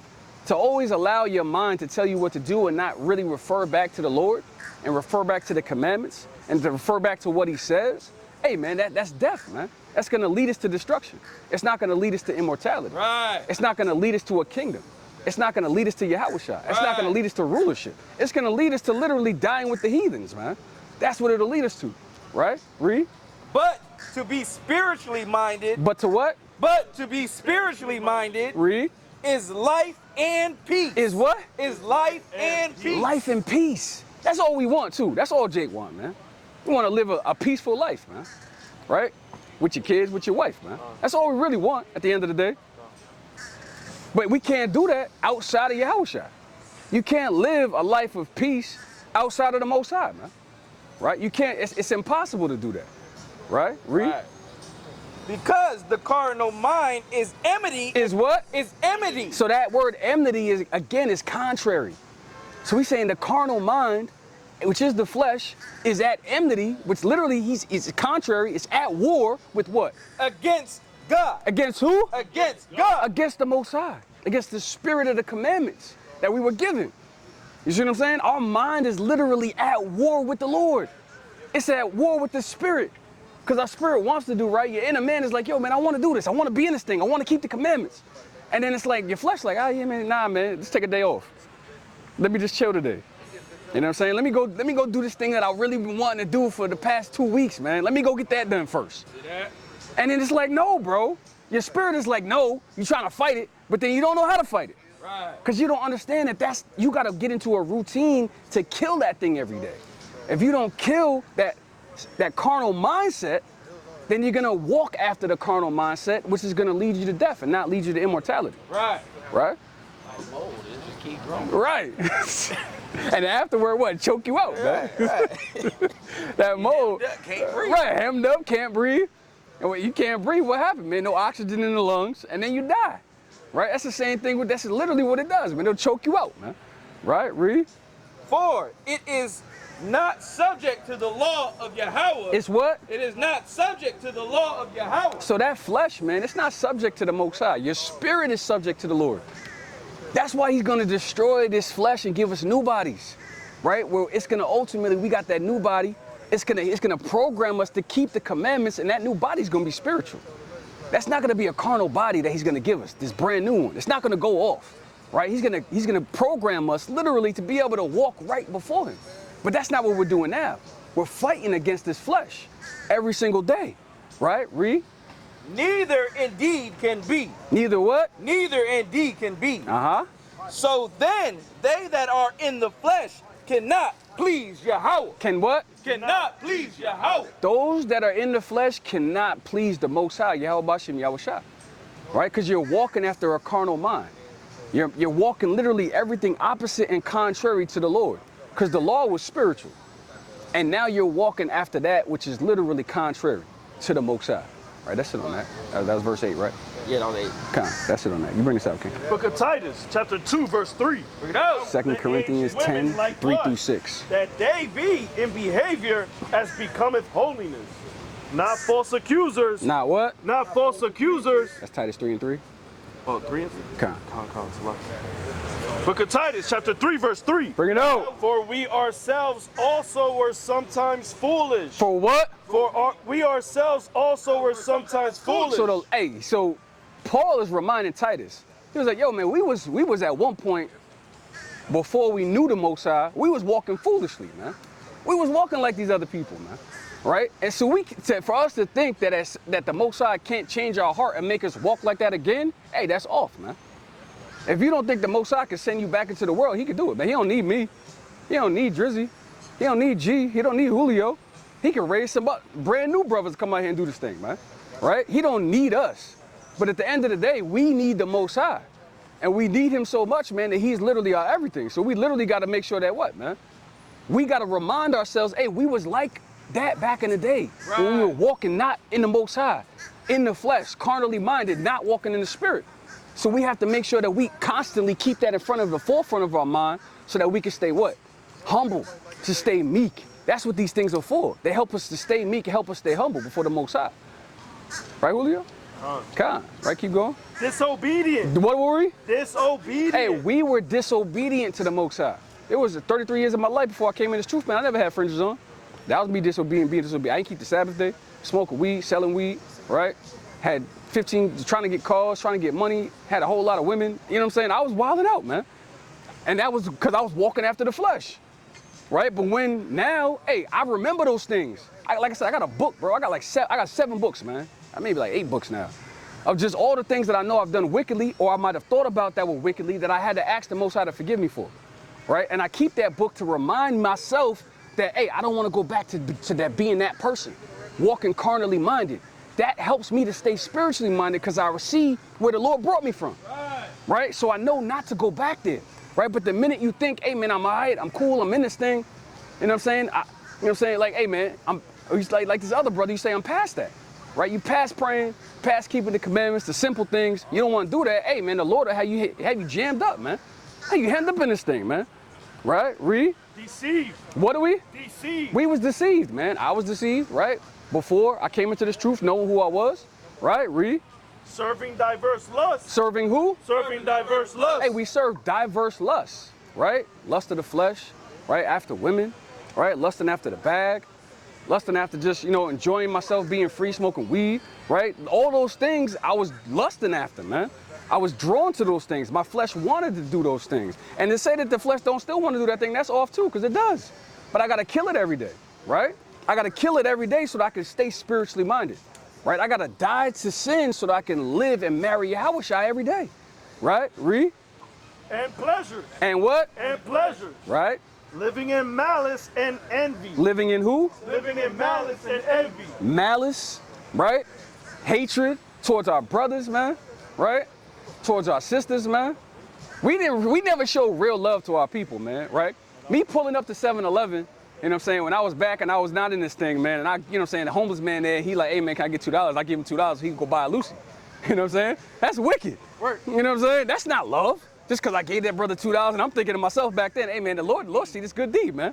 I gave this brother $5 out of my pocket. I ain't had to give it to him. You know what I'm saying? But I gave it to him. Lord don't give a damn about that, man. Right. I should have gave him the truth. I should have told him he was an Israelite. I should have told him, hey, put that Lucy down, man. You know what I'm saying? Come get this spiritual water. And I'm thinking I'm doing the right thing. That's how our people are today. They think that the little good things that they do is going to get them into the kingdom. Oh, yeah, you know what I'm saying? I helped out. I gave, you know what I'm saying, 2 pieces of bread to this brother, man. No, man. That's off, man. You know what I'm saying? But then you go right back out and you got the whole, you know what I'm saying, the whole J rolled up in the car. And I'm gonna smoke it as soon as I leave it, so I leave 7-Eleven. You know what I'm saying? Like, no, that's off. You see what I'm saying? So that's how we were, living in malice. That's hatred towards our brothers. We didn't have real love, right? And envy, man. Always wanting to have what your brother got, right? I see this brother over here with a Maserati, now I want that. Now I work and do whatever I gotta do to get it. You know what I'm saying? Didn't care what it was, right? That's our people today, man. Always living in envy. Like the Lord ain't give you enough. Like the air ain't enough, right? Like the little house that you have ain't enough. Now you got a 2-bedroom, 2-bath. You want a 4-bedroom, 5-bath. Why? You know what I'm saying? Like, right. You got a house. You got a roof over your head. There's some people out here, man, they literally sleeping here at Lake Eola. You know what I'm saying? Sleeping at you know what I'm saying? Hey, man, I was homeless before, man. I was sleeping at 34th and 10th at Penn Station, man. You know what I'm saying? I ain't have a home before. So I know what it's like to not have one. You know what I'm saying? So I would never take another brother for granted, you know what I'm saying? But at the end of the day, I know he still needs the word. He needs the Most High more than anything. Because a little in righteousness means nothing if you got a lot and you don't know the Lord, right? But these are the things that we have to battle with every day. These are the things we fight in our minds. And we got to remember, these people are who we were, right? And these are the things that always want to come back, right? Read. Hateful and hating one another. And what? And hating one another. And hating one another, right? Let's get Rome. Oh, you got 2 Corinthians? Okay, yeah, bring that out. That's it on that. Get Romans 7-6. Book of 2 Corinthians. Right. 10 and verse 3. Right. Bring it out. For through For though we walk in the flesh, we do not war after the flesh. Right, so though we walk in the flesh, we don't war with the flesh, right? Meaning we don't war with other people, right? Because if I'm not at war with my brother, knowing that he's walking in the flesh, carnal minded, right? He's not fighting his flesh, but his spirit may want to do differently, right? But I got to make sure, hey man, I still walk in the spirit right now, right? I can't hate my brother who's out here don't know the Most High just because he don't know the Most High, right? He's walking carnally because he don't know the Lord. He don't know how to walk spiritually. He doesn't know how to do it. He doesn't know how to fight the flesh. He doesn't know how to put his armor on. He doesn't know he got to pray and fast, right? He doesn't know he needs to read, gather around brothers, get on calls, call brothers when he's falling, get on councils. He doesn't know any of these things, right? So I got to have mercy on that brother, right? Read. For the weapons of warfare are not carnal. The weapons of warfare are not carnal. I can't pull out, you know what I'm saying? It's not about the guns. It's not about the knives. It's not about any of those things. Everything is a spiritual fight, right? The whole fight, the first part of the fight starts when you see the man in the mirror every day. Or you see the sister in the mirror every day. That's the fight. That's the battle that we got to battle every day, right? The mindset that we're in. We got to battle that every single day. That's more grievous than me going to work, man, sometimes. Battling the flesh in my mind, man. More than working 40 hours for goddamn Esau, even though I hate it. You know what I'm saying? I hate it like a mug. But yo, man, the fight to make sure I can stay in this thing and in this truth and continue on, that's hard, man. It's not easy, right, Reed? But mighty through the Most High to pulling down the strongholds. Right. Casting down imagination. The Lord say? Casting down imagination. Hey, this is one of my favorite verses, man. 2 Corinthians 10 and 5, man. It's one of my favorites, man. Casting down imaginations. We got to cut our thoughts. That's the first place you got to be able to start walking righteously. You got to cut your thoughts, man. Your thoughts and your mind process is what you have to cut first, right? You got to admit that you were wrong, that you went off, right? And that, hey, man, in my mind, I got to learn how to do better, right? Read. Casting down imaginations and every high thing. And every what? And every high thing. Every high thing, read. That exalted itself against the knowledge of the Most High. Against the flesh wants to exalt itself above the knowledge of the Lord, right? That's why we're at war and at enmity with ourselves, because the flesh always wants to do that which is opposite and contrary to the spirit.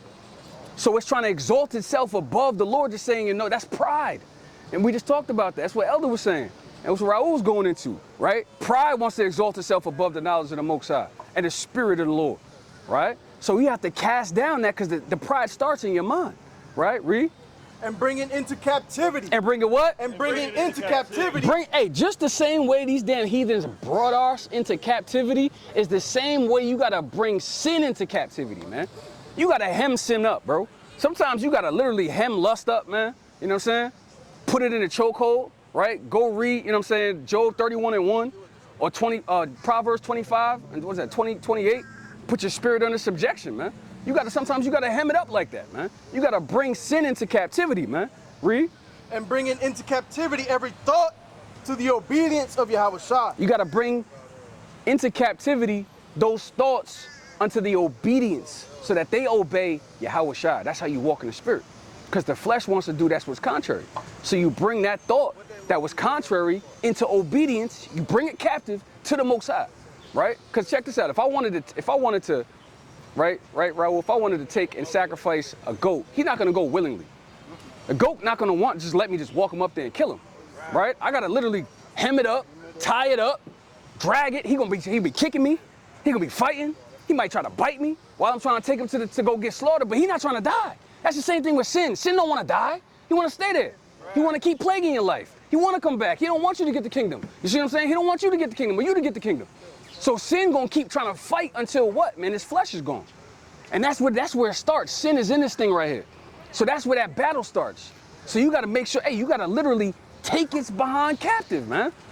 And because it's not gonna wanna go, and it's not just gonna leave you just because, oh man, you lived a couple of days right. No, he gonna come back and try to fight you again. That's where the battle starts at. You know what I'm saying, Julio? Right? Keep going. Verse 6. And having in readiness. Having in what? Having in readiness. And being ready, read. To revenge all disobedience. Uh-huh. When your obedience is fulfilled. Hey, man, that's key, and I gotta slow it down. The Lord said, having in a readiness to take revenge. Now, you know, right? if a brother stole something from you, man, back in the world, man, you was ready to get that get back. Ready to get that lick. You was gonna devise up how you gonna, man, yo, wait till I see this mug, man. Wait till I see him, bruh, on sight, man. You know what I mean? That's how he was, right? You was ready to take revenge because he wronged you. You gotta do that same way with sin. Sin is wronging you every single day. How can you wanna be that mad against sin to say, yo, man, I'm about to take revenge against sin. And he says, how do you do that? Being obedient. You gotta be so obedient, that's taking revenge on sin. That's fighting the flesh. The more you're obedient to the Most High, that's how you fight sin. The more obedient you are unto the Most High, the more you bring your thoughts under the captivity of Yahushua. That's how you continue to fight sin on a daily basis, because you took revenge on sin by being obedient. Right? Bring us out, King.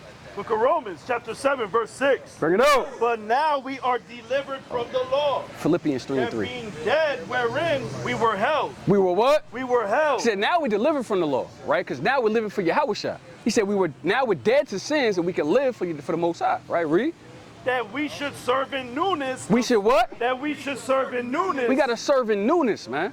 Right? We got to, that's why David said, hey, renew within me a right spirit. He said, hey, renew, give me a right spirit. Right? Give me that new thing, man. We got to serve the Lord in newness every day. Paul said, I die daily. Right? Read. Of spirit. Of what? Of spirit. Lord say? Of spirit. Read. And not in the oldness of the letter.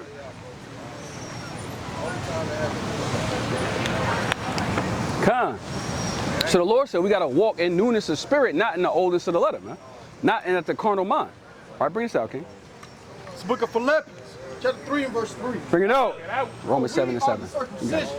Which worship the Most High in spirit. In what? In spirit. Right, so we're of the circumcised. As a matter of fact, get Deuteronomy 10 and 16. Because when he's talking about circumcision, he's not talking about physical. He's talking about the spiritual circumcision, right? Keep going on that. For we are of the circumcision, which worship the Most High in spirit, and rejoiceth in Hamashiach Yahushua, right? And have no confidence in the flesh. And have what? And have no confidence in the flesh. We're not confident in the flesh, man. We're not confident in this flesh, man. We know that this thing is in contrary and in enmity against the Most High. We got no confidence in, man. Right? Just because I got my fringes on, I don't got confidence in that. I'm confident in Yahushua. I'm confident in the life he lived. I'm confident that he was right before the Most High, and hopefully, Most High willing, I'm walking how I need to walk before him, that he could justify me. Right. That's what I'm confident in the way he lived his life. Because me, I was wicked, and still am. Still wicked, right? Oh, he said all our righteousness is like filthy rags, man. Right. No matter how much right we do, we still filthy, because we walking in this flesh. My spirit may be right, but the flesh is wrong. Right? Bring this out, King. Book of Deuteronomy, chapter 10, verse 16. Bring it out. Circumcise, therefore, the foreskin of your heart. Of your what? Of your heart. He said, hey, man, circumcise the foreskin of your mind. Because your heart in the Bible is your mind, right? He's not talking about that thing that pumps in the middle of your chest, man, that pumps blood throughout your body. That's not the heart the Lord is talking about. He's talking about your mind. He says, so circumcise your mind, read.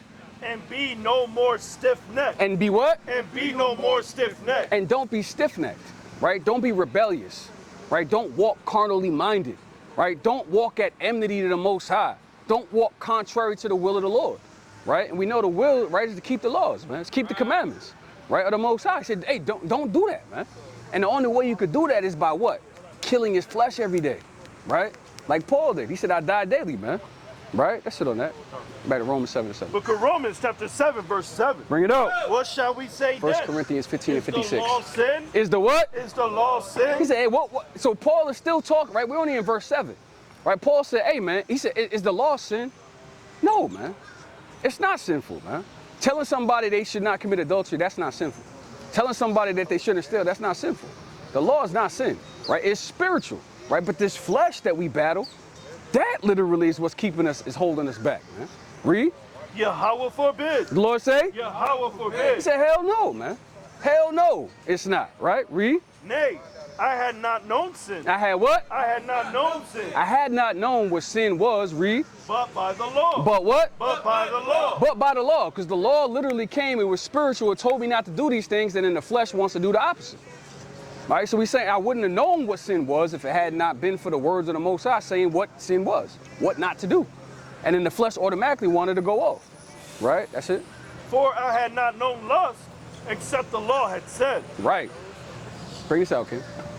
It's the book of 1 Corinthians, chapter 15 and verse 56. Bring it out. Romans 6 and 23. The sting of death is sin. The what? The sting of death is sin. The sting of death is sin, man. Read. And the strength of sin is the law. Is the what? Is the law. And the strength of sin, man, is the law. Right? Because sin gets strong because the law says what not to do.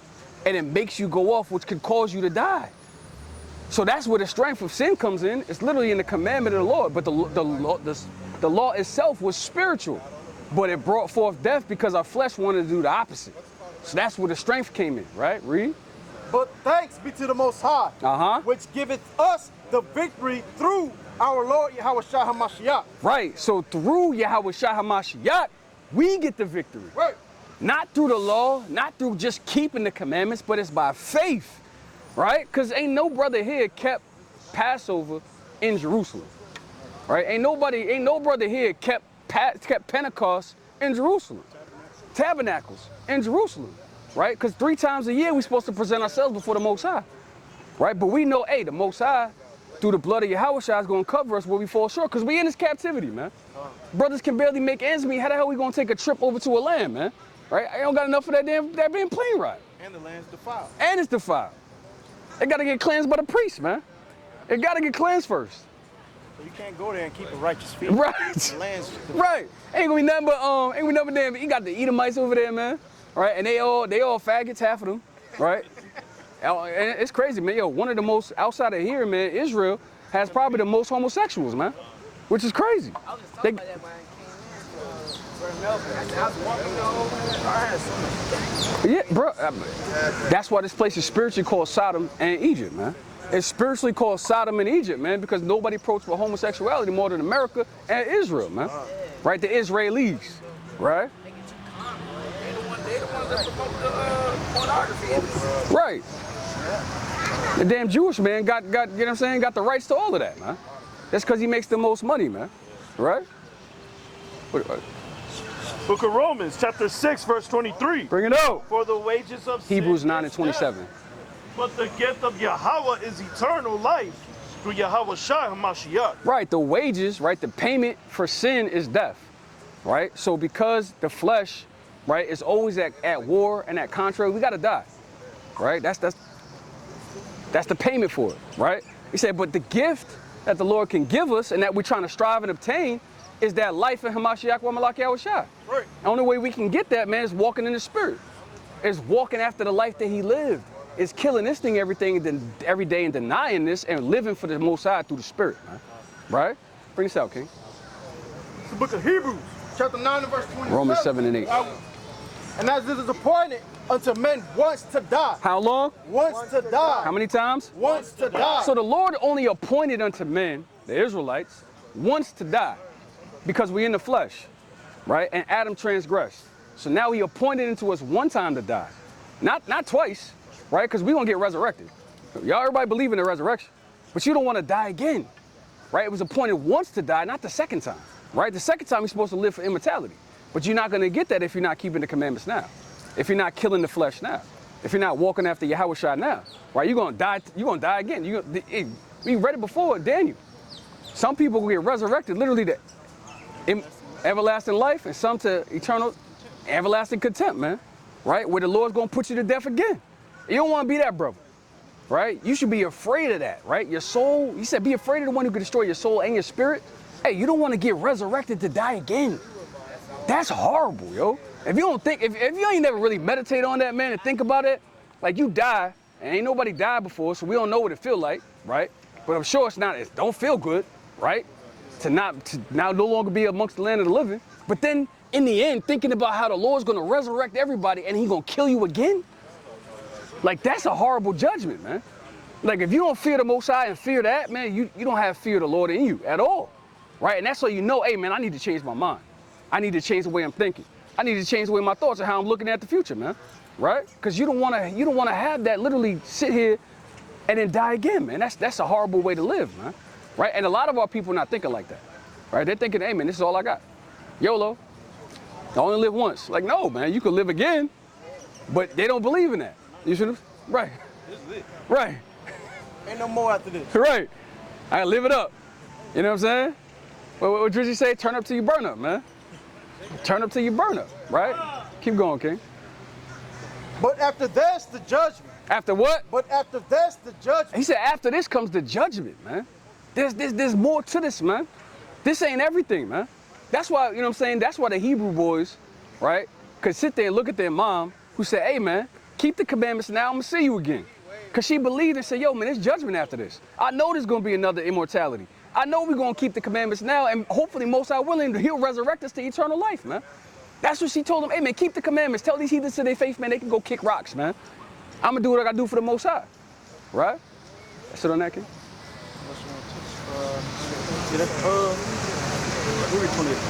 Verse 28. For Yahushua was once offered to bear the sins of many. Right. And unto them that look for him shall he appear the second time. Whew, he said to them that are looking for him, man. Are you looking for the Lord? Are you not? That's a rhetorical question, man. You should be looking for the Most High. You should be looking for Yahushua. That's right. Right? You should be looking for the Lord to see when he's coming back, man. Right? And only way you're going to be able to get that eternity, man, is if you're looking for him in that last day. And you're doing everything you can now to make sure you can see him when he comes, man. Right? Read. Without sin unto salvation. Without what? Without sin unto salvation. Right? You're looking for the Most High without sin unto salvation, man. Right? Bring this out, King. Book of Romans, chapter 7, verse 8. James 1, 13 through 15. Taking occasion by the commandment, wrought in me all manner of concupiscence. Right, so he said, hey, sin, right? And I wanted to get that word too, King. If you could get the definition of concupiscence, right? I wanted to bring that out, right? The definition of concupiscence, man. That's because, bring that out, King. Right. This is the definition of concupiscence. Right, so read the precept one more time and then read that again, King. Book of Romans, chapter 7, verse 8. Right, bring it out. Sin. Taking occasion. Taking occasion, read. By the commandment. Wrought in me all manner of concupiscence. So this is Paul. He's saying, hey, man, sin taking occasion in me, like it does in all of us at times, wrought all manner of concupiscence. And he's going to read the definition. Bring us out, King. The definition of concupiscence. Right. Strong sexual desire. Strong what? Strong sexual desire. That's a lot of times when we talk about we be lusting so heavy a lot. You know what I'm saying? Because, hey, the commandment said, hey, thou shalt not fornicate, don't covet. Right? But it's rotten all manner of concupiscence in his flesh that now we want to do the opposite. We have strong sexual desires towards a woman who could be walking with her man, man. Right? Or she's walking with somebody who's, you know what I'm saying, she could have a husband at home. You don't know. Right? But you don't care at that point because, hey, man, you just walking in the flesh. And that's a lot of our brothers today. Right? Even brothers that could be in this truth, man. And that's why we have to make sure we fight the flesh on a daily basis. We got to kill that mindset. Right? Read? No, that's it on that, right? Okay. Book of Romans, chapter 7, verse 8. Bring it out. For sin, taking occasion by the commandment, wrought in me all manner of concupiscence. For without the law, sin was dead. Sin was what? Sin was dead. For I was alive without the law once. Right. But when the commandment came, sin revived and I died. Right, that's it on that. Bring us out, King. Chapter 1, 13 and 15. It's book of James, chapter 1, chapter 13.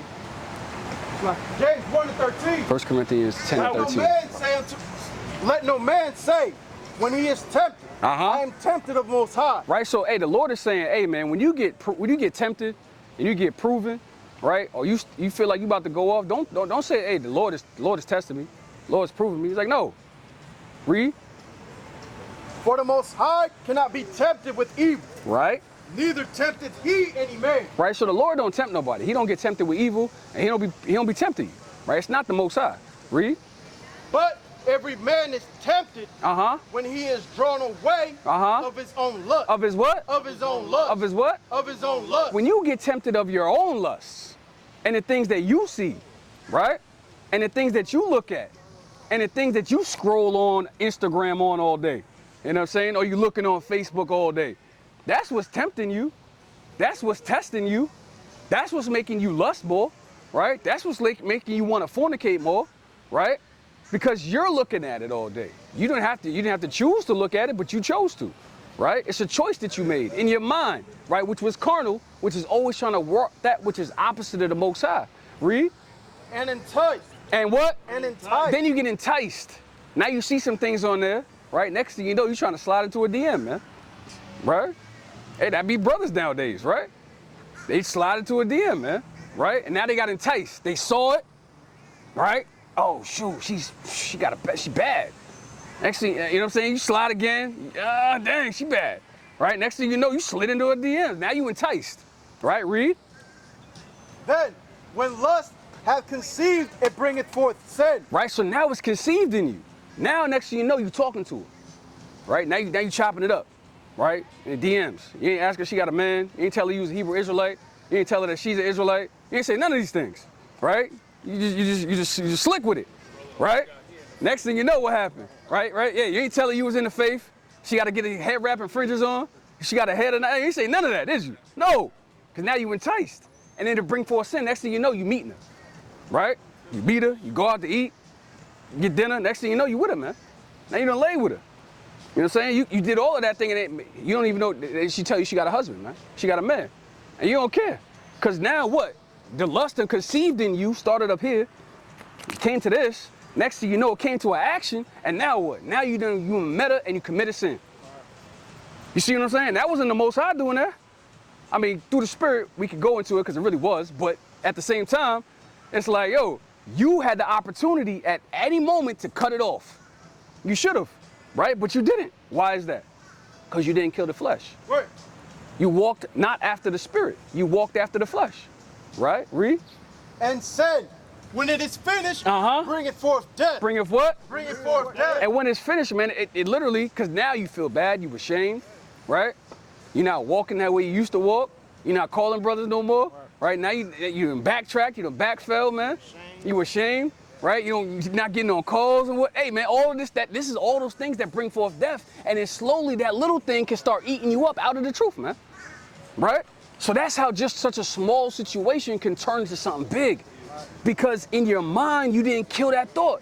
You should have said, you know what, I can't be lusting. I need to get the hell off of IG, man.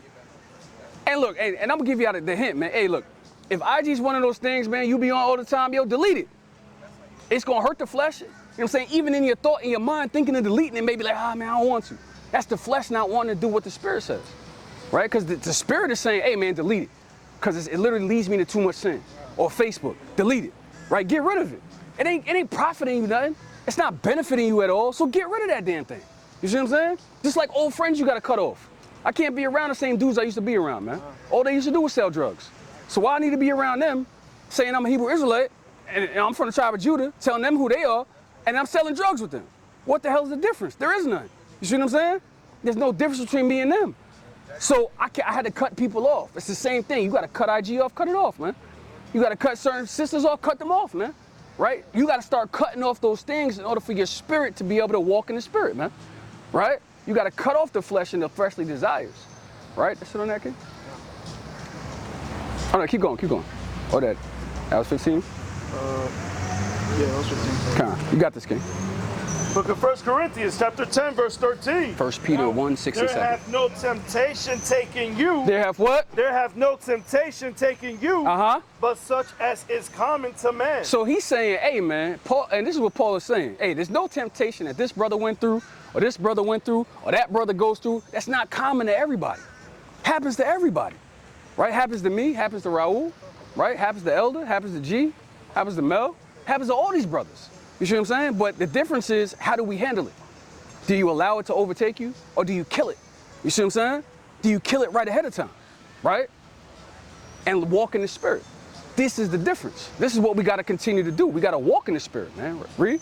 But Yahweh is faithful. Is what? Is faithful. And the Most High is faithful, right? So when you stay committed with a sincere heart and a sincere mind unto the Most High, right, then ultimately that's what's going to continue to change you to help you kill that thing every day. You got to get in a routine, right? You got to be in a routine of praying every day, killing yourself, cutting yourself, doing studying, right? Reading, calling brothers. All these things is what's going to help you to grow in the Lord, right? Read.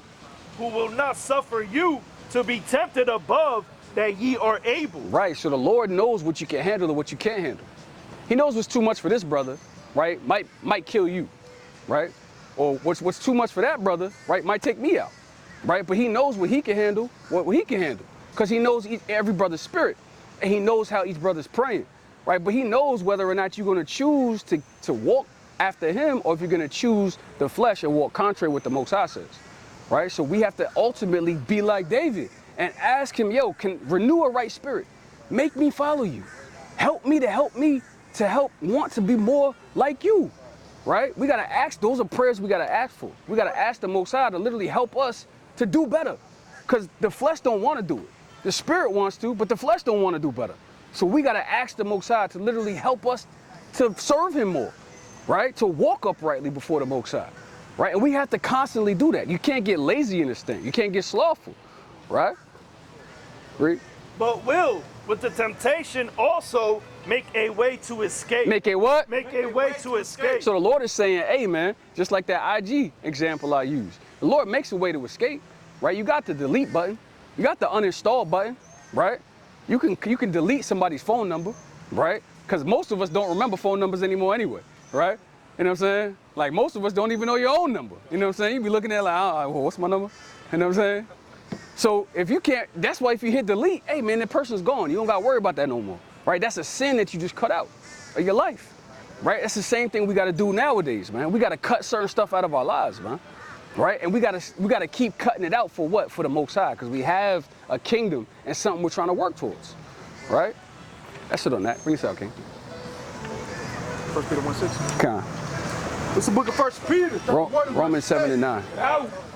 Wherein ye greatly rejoice, through now for a season, if needed be, right? Ye are in heaviness through manifold temptations. Right? Hey, say, hey, and need be, he said, hey, we're in heaviness through manifold temptations. There's a lot of things that's, especially in Babylon, there's temptations everywhere. This place is so wicked, man. It's literally the land of confusion. Right.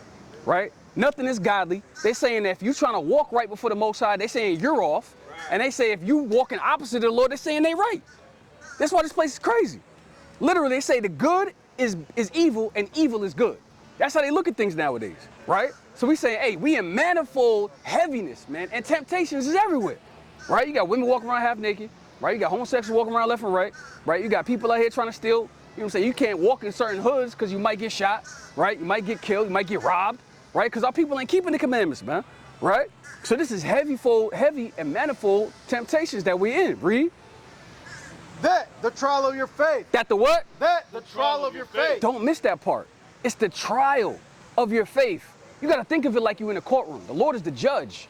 Now you're on trial. What is that? The life you live in. Where you're at. How you're living out your life. The trial of your faith. The Lord is trying our faith every single day. Right? Killing that flesh and walking in the spirit is part of the trial. It's part of, you know what I'm saying, the first account, second account, they read it to you. Right, there's a rebuttal, there's things that go back and forth, right? When you're at war, when the one side, right, the prosecution is on war with the defense, right? That's the same thing we at now. You got the flesh and you got the spirit. They're at war. This is the trial. We're literally at a trial right now, right? Read. Being much more precious than of gold that perisheth. Right. Through it be tried with fire. Be what? Though it be tried with fire. Hey, we're getting tried with fire, man. Right? Read.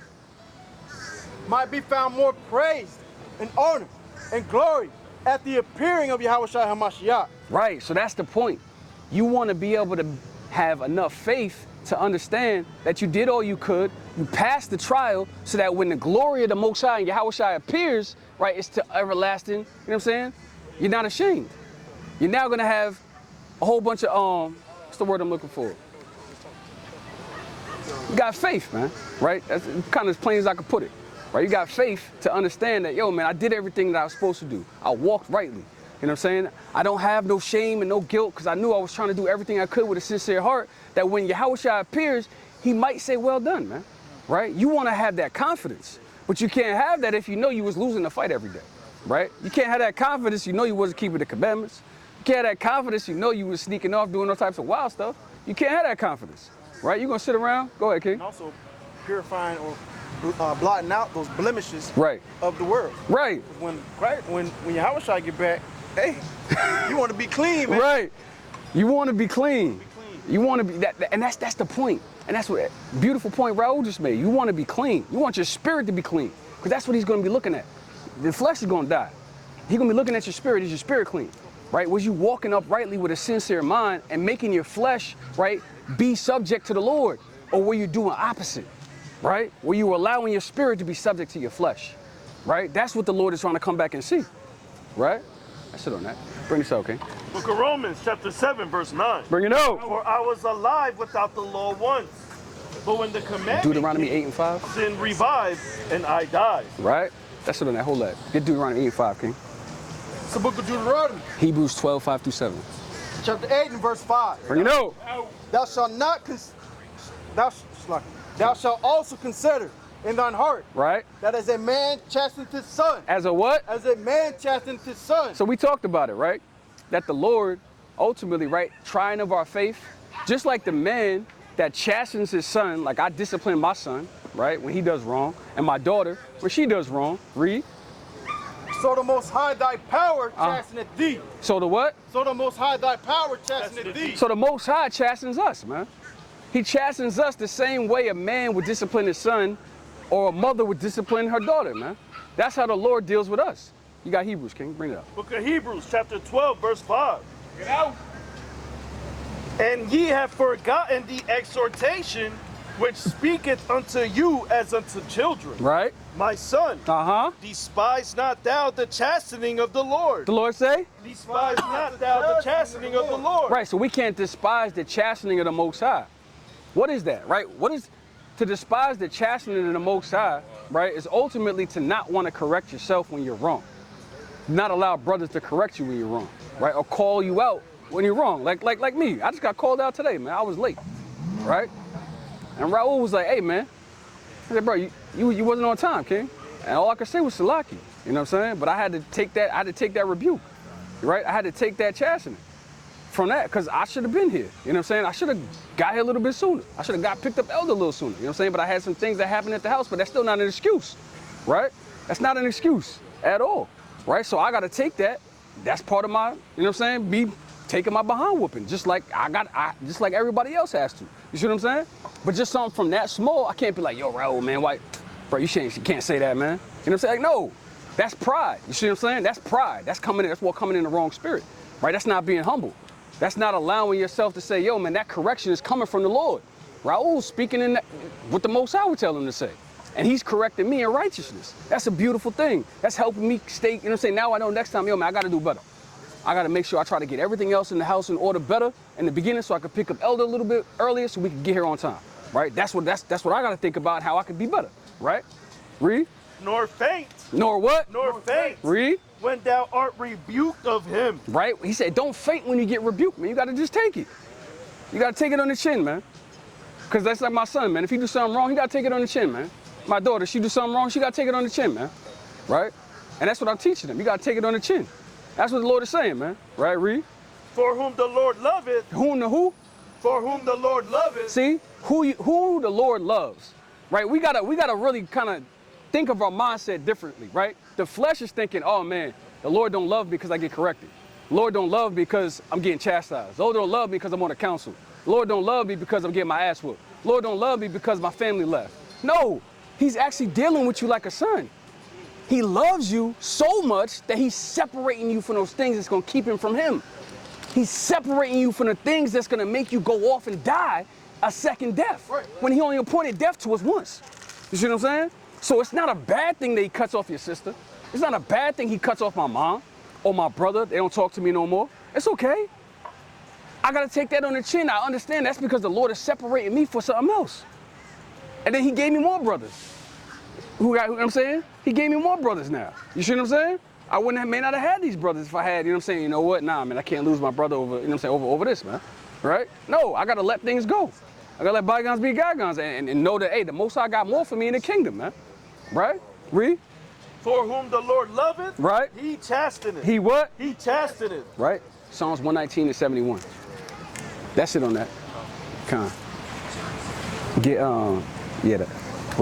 Galatians 6 and 1. Book of Psalms, chapter 119 and verse 71. Bring it out. It is good for me that I have been afflicted. It is what? It is good for me that I have been afflicted. This is David, man. David said, hey, it was good I got afflicted, man. It was good the Lord chastened me, man. It was good that the Lord whooped my behind, man. It was good that I got corrected, man. It's good that I get rebuked, man. It's a beautiful thing. Now, if a man who's after the Most High's own heart said it's good for him to get afflicted, what makes me think I'm above that? Right. What makes any of us think that we're above affliction?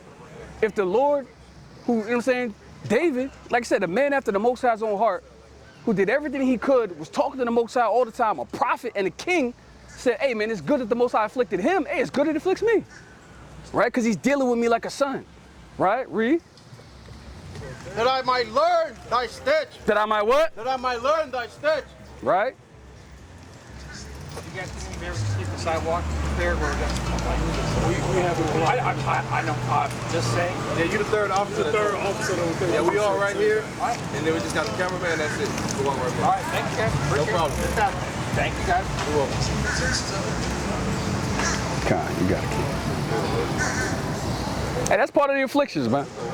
That's part of the afflictions, man. Right? That's part of the afflictions that we go through, man. We're in Esau's kingdom. All right? We think we blocking the way, man. Right? We got to just agree with our adversaries quickly, man. Right? Take the affliction like that and keep going, man. For the Most High. Right? Read. Verse 72.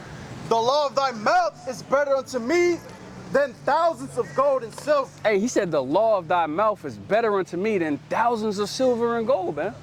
Because what is that? Thousands of silver and gold, man. That stuff is going to get burnt up, perish. It's not going to be here, right? But the kingdom is what gets a brother immortality, man. A kingdom, walking right before the Most High, is what's going to get you to that heaven, man. Right? Where we have rulership as the Israelites over all the earth, man. We don't have to worry about another nation coming up and being ruler over us, man. Because when Yahushua is king, that's it, man. Ain't nobody else, ain't gonna see no more white people in the kingdom, man, that's gonna sit there and try to buck up and ultimately try to say, hey, man, we about to revolt. Nah, it ain't gonna be none of that, man. We never have to worry about Ishmael, you know what I'm saying, trying to drop bombs in the kingdom. We don't have to worry about damn Moab talking about, hey, man, he got the Moab 7. You know what I'm saying, trying to send intercontinental. No, we don't have to worry about none of that, man. But we can't get there if you walking after the flesh, man, right? So that's why it's all about your mind and how you change that, man.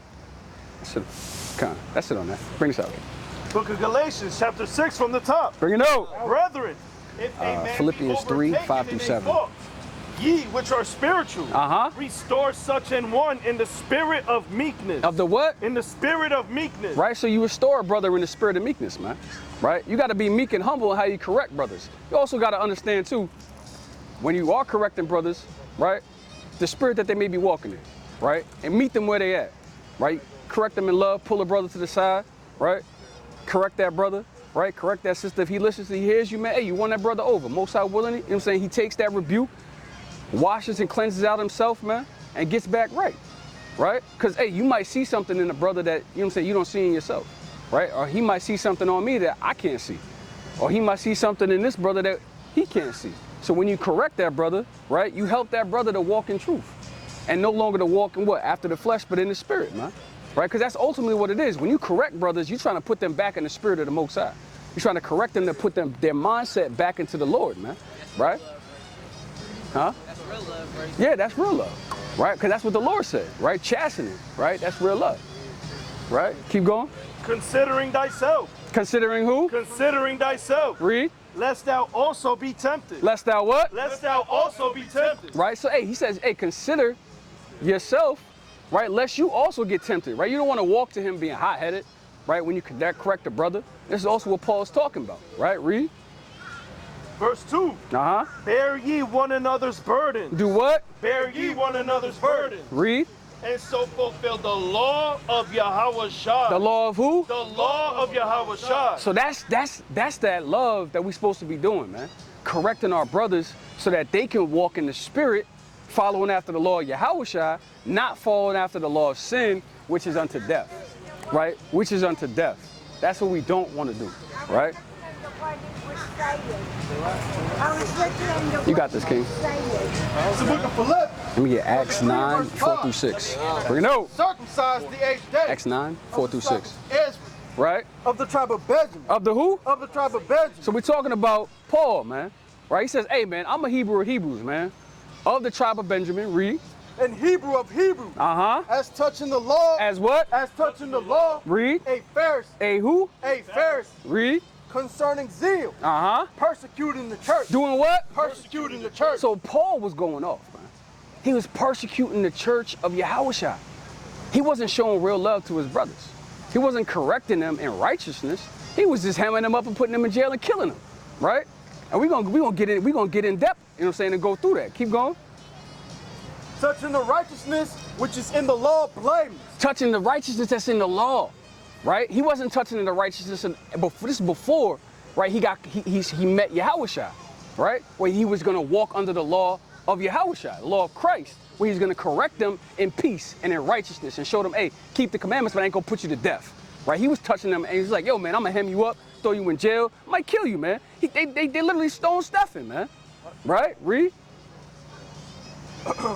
But what things were gained to me, those I kind of lost for Yahushua. He said, hey, man, those things as a Pharisee I thought was gain, I counted those things for loss for Yahushua, man. He said, I had to give all that up. I had to give it all up when I came to the knowledge of the law of Yahushua, which was saying, hey, man, the law doesn't justify me. It's having faith in Christ that could justify me, man. Right? This is what Paul understood at this point. He realized, he said, yo, man, it's not about how many Shabbats I kept, how great I am, you know what I'm saying, how good of a Pharisee I am. I know all the precepts, right? He's like, hey, my fringes is longer than every brother's out here, man. Right? He said, man, I kept every, you know what I'm saying, every Pentecost and every Passover in Jerusalem, man. That's what he was boasting about. He was like, man, yo, I kept this thing, man. I did this thing, right? And he realized, he counted all that loss when he understood what the law of Yahushua was, what the law of Christ was. What's going on, sister? You see yourself on the sign? Okay. Come. Right, keep going, King. Book of Acts, chapter 9, verse 4. Bring it out. And he fell to the earth. And he what? And he fell to the earth. So this is that account, right, that happened with Paul, right? He fell to the earth, read. And heard a voice. I heard a what? And heard a voice. Read. Saying unto him. Right. Saul. Saul. Right. Why persecutest thou me? What the Lord say? Why persecutest thou me? So that's the same thing the Lord is saying to us, man. Every time you walk carnally minded, the Lord is actually saying to you when you get corrected, hey, why are you persecuting me again? Because that's exactly what Paul was doing. He was like, yo, man, why are you killing the church, man? Why are you killing the people in the church, man? Right? Why are you walking after the letter, right, and killing your brothers instead of correcting them in righteousness? Right? Why are you not walking righteously before the Lord? What's going on, King? Hey, you see yourself on this sign, bro? You see yourself on this sign? Which one? Jamaican? You believe in the Bible? Yes, I do. You do? So let me ask you, you ever found Jamaican in the Bible? Like the word Jamaican? Nah. You know why? Because, right, get Isaiah 1 and 3, right? Get Jeremiah 17 and 4. All right, bring this out, okay? It's the book of Isaiah, chapter 1 and verse 3. Bring it out. The ox knoweth his owner. Right. And the ass his master's crib. So the Most High God right here, right? He's comparing his animal, he's carrying his people, the Israelites, to two animals, an ox and a donkey. What's your name, King? Travis. Travis? My name is Jonathan, right? So if I come to your farm, right, Travis, and I try to call your ox, will he come to me?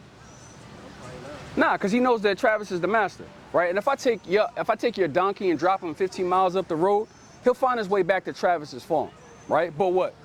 But Israel. But who? But Israel. The Lord say? But Israel. The Israelites, God's chosen people, read.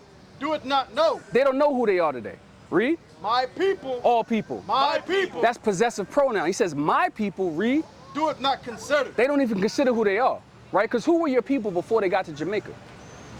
Right? Do we think about those things, our history, where we were when we was in so-called, quote-unquote, Africa, right? We don't think about this. We don't consider those things. So he's saying our people now, we call ourselves by the names of the people who what?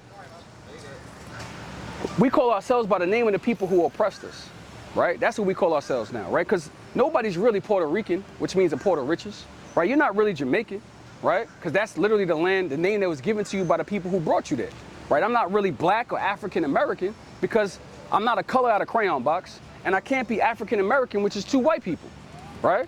I can't be that. So who am I for real? Right? So bring this out, King. Book of Jeremiah, 24 and 22. chapter 17 and verse 4. Bring it out. And thou, even thyself, shall discontinue. Shall what? Shall discontinue. From what? From thine heritage. So what type of cell phone service you got, Travis? T-Mobile. So T-Mobile calls you, right? And they're like, hey, Travis, we discontinuing your service. What happens? But what if you can't pay it, right? What happens to it?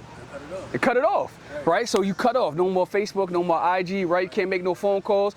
That's what the Lord is saying to his people. He said, I'm about to discontinue, cut them off from their heritage. Now, what's our heritage today? Is our heritage hip-hop? Selling drugs, right? Who could ball the most? Who could ball, right? Who balls the best, right? How much weed I got in my pocket? How many girls I got? Is that our heritage now as black people? You know what I'm saying? Unfortunately, right?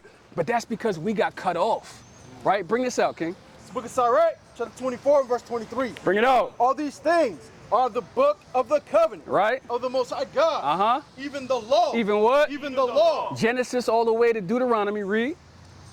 Even the law, which the Most High commanded for inheritance unto the congregation of Jacob. So the Most High gave the commandments to the Israelites as their heritage. Because what's in that? It has their dietary law, right? Their moral law, their sacrificial law, their dress code of what they're supposed to wear. Right? So it has their way of life, what holy days they're supposed to celebrate. So they got cut off from their entire way of life, right? So now, you know the story of Moses? Yeah? You know, he split the Red Sea and all of that, right? Let my people go, right? Get Deuteronomy 1:1. Book of Deuteronomy, chapter 1, verse 1. Bring it out. These be the words, right? Which Moses spake unto all Israel. Who was Moses talking to? Unto all Israel. Unto who? Unto all Israel. So, Travis, who was Moses talking to? Unto all Israel, right? So I'm gonna relate it to us, right? I'm having a conversation with Travis. Other people could walk by, but our conversation doesn't pertain to them, right? It's just between you and me. That's the same thing with Moses and the Israelites. The conversation on this whole entire book only pertains to the Israelites. So we're gonna pick up in chapter 28. Check this out. Right, but it does though. And we're gonna show you why.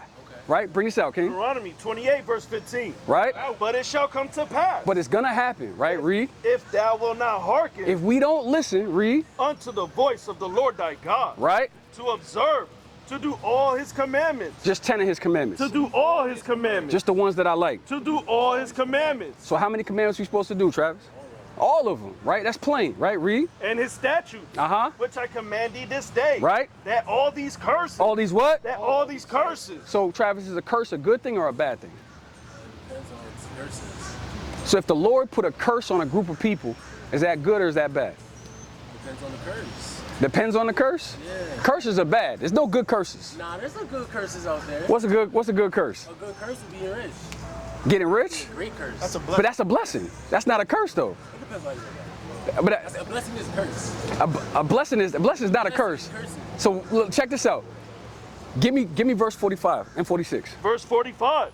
Moreover, right? All these curses shall come upon thee, right? And shall pursue thee. And shall what? And shall pursue thee. So these curses, right, are going to be on the Israelites to pursue them. Read. And overtake thee. And they're going to overtake them. You know what I'm saying? Like if you was chasing down somebody and you jumped on his back, man, you overtook him. That's how these curses are going to be on these people, right? Read. Till thou be destroyed. Till what? Till thou be destroyed. So I got mad money. Till thou be destroyed. Till we're destroyed. So when the Lord puts a curse on you, it's to destroy you. It's not a good thing when it comes from the Most High. Right? Read. Because thou hearkenest not unto the voice of the Lord thy God. Because these people didn't listen to the Lord. Right? Read. To keep his commandments. And his statutes. Right. Which he commanded thee. And they shall be upon thee. And they shall what? And they shall be upon thee. This is how we know who these curses fit today. He said these curses are going to be on them for what? For a sign. For a what? For a sign. For a sign. Right? So that public sign, right? It's an identifying marker. You know, Travis, if you're hungry, you can go in there and get some food, right? Get some water. You know what I'm saying? It might have an ATM in there, right? So they identify, you know what I'm saying, what it is. The same thing like with First Horizon. If you need to go make some bank transactions, you can go over there because you see it by the sign, right? So these signs are on the Israelite, the curses, to identify who they are in 2025. Read. And for a wonder. And to make them think, right? So now go to the first curse. Verse 15. Right, so we're going to see who do these curses fit, right? Let's see who these curses fit, right? Read. But it shall come to pass. Right. Verse 16, Salakia. Cursed shalt thou be in the city. The Lord say? Cursed shalt thou be in the city. Who's cursed in the cities, no matter where they are? Who's last high at first fight? Who's in the ghettos and the slums on Section 8? Hands up, don't shoot. We marching all the time. No matter where we at, right? We could be in Jamaica, right? We could be in we're right here in Tampa, right? So we cursed in the cities, and what else?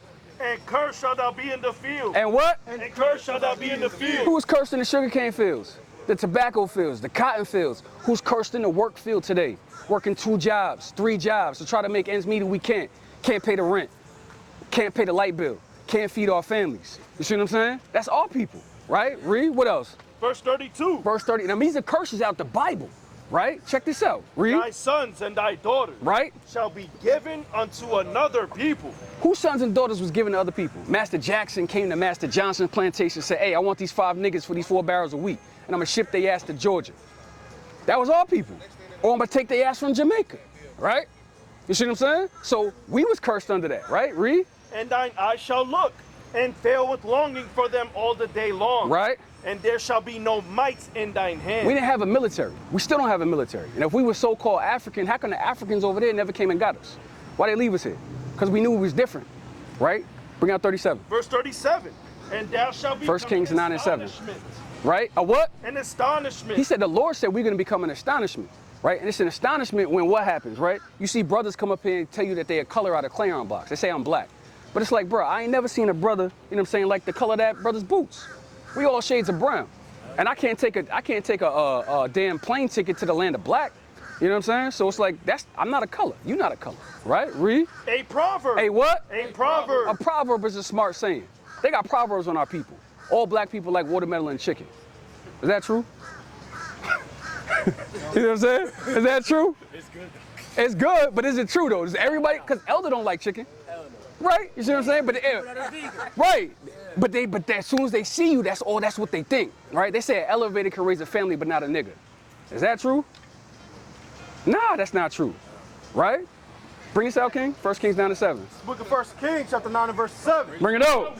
Then will I cut off Israel out of the land. Cut off who? Cut off Israel out of the land. It's that word again. The Lord said, I'm going to cut them off out of the land, out of Jerusalem. Right? Read. Which I have given them. And in this house, which I have hallowed for my name. Right. Will I cast out of my sight. Right. And Israel. And who? And Israel. And Israel shall be what? Shall be a proverb. A smart saying. And a byword. And a byword. A byword is being called anything outside of our God-given nationality. So when you call yourself Jamaican, that's not what God called you. If I call myself black, that's not what he called me. If he calls himself Puerto Rican, that's not what the Lord called him. He's from Ephraim. I'm from Judah. You would be from an Israelite from the tribe of Benjamin. That's who you would be. That's your God-given nationality. Because that's where the West Indians, right, so-called Haitians, right, so-called Jamaicans and Trinidadians, right, and the people down there in St. Lucia, right, they're from the tribe of Benjamin. Right. That's your real nationality, right? Keep going. Deuteronomy 28, verse 37. And thou shalt become an astonishment, right? A proverb, and a byword, right? Among all nations. Among who? Among all nations. Amongst all nations, because our people will be amongst all nations, right? We scattered to the 4 corners of the earth, right? Keep going. Whither the Lord shall lead thee. Right, let me get 48. Verse 48. Right. Therefore shalt thou serve thine enemies, right? Which the Lord shall send against thee. Right, so we had to serve our enemies in these lands because the Lord sent them against us, so-called white men. Right, read. In hunger. In what? In hunger. So when you hungry, where you go to get food, Travis, to fill up the food inside of your refrigerator? Grocery store. Who owns the grocery stores? Not you. Do they look like us?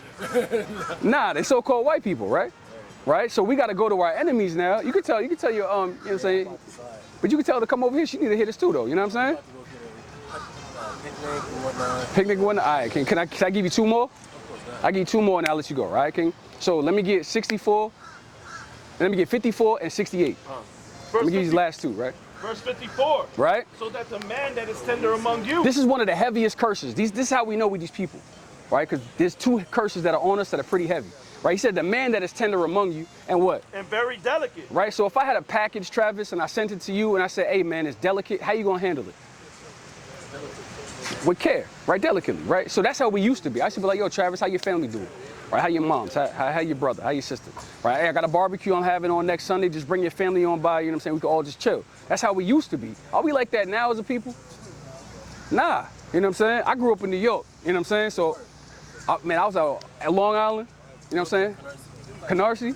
Hey, I was over up on 34th and 10th for a minute. I was out at Far Rockaway. Still got family out there. You know what I'm saying? So you know how it is up there. Right? Right? You know what I'm saying? But you know how it is when we was up there, right? You walking down the street, you bump into somebody, step on his J's. Hey, man, he ready to shoot the heady. You know what I'm saying? He ready to holler at you. This shit might pull a knife in the gut. You know what I'm saying? That he ready to get, you know what I'm saying? He ready to get it in. That's how our people, because we got what? That's like black on black crime, right? Check this out. His eye shall be evil toward his brother. The Lord say? His eye shall be evil toward his brother. That's black on black crime, a curse right out the Bible. He said our eyes gonna be evil toward our brother, right? The people who living in Canarsie and Brooklyn, the people who living in the BX and Queens, right? Our eyes are evil towards the people who are literally in the projects like us, but if a white man come around the neighborhood and shoot it up, we don't go to his neighborhood and shoot him up, right? Because we got Stockholm syndrome, you see what I'm saying? Why we don't kill the white man? We just kill the people that look like us, you see what I'm saying? But that's a curse out the Bible that only fits the Israelites. And what else? And toward the wife of his bosom. Baby mama drama. Who got the most baby mama drama out of all the people on the planet? All people, right? Single independent black women is what we have. Half of us is raised just by, you know what I'm saying, by women, right? Read. And toward the remnant of his children, which he shall lead. No, dads are gonna be in the home. Which he shall lead. The man is gonna stay and raise the family. Which he shall lead. Who grows up in single family homes where their dad is not there? All people, right? That's a curse out the Bible. The Lord said the Israelites in the last days was gonna be growing up without their fathers. They was gonna leave the homes, right? So that's how that curse hit me hard. My dad left when I was 13. Right, I'm gonna get you one more. This is the last one. Get 68. Verse 68. Exodus 28 and Revelation 11 and 8. To Egypt again. So the Lord said, this is the last curse. This is how we know we these people. The Lord said he's gonna bring the Israelites into Egypt, right? So when they was building up the pyramids in Egypt, right? What mode of transportation did our people take to get from this side of the world to Jamaica? How did we get here? Boat, right? We got dropped off on boats. Let's bring this out, King. It's the book of Exodus, chapter 20 and verse 2. Genesis. This is the book of Exodus, chapter 20 and verse 2. I am the Lord thy God, which have brought thee out of the land of Egypt, out of the house of bondage. Out of what? Out of the house of bondage.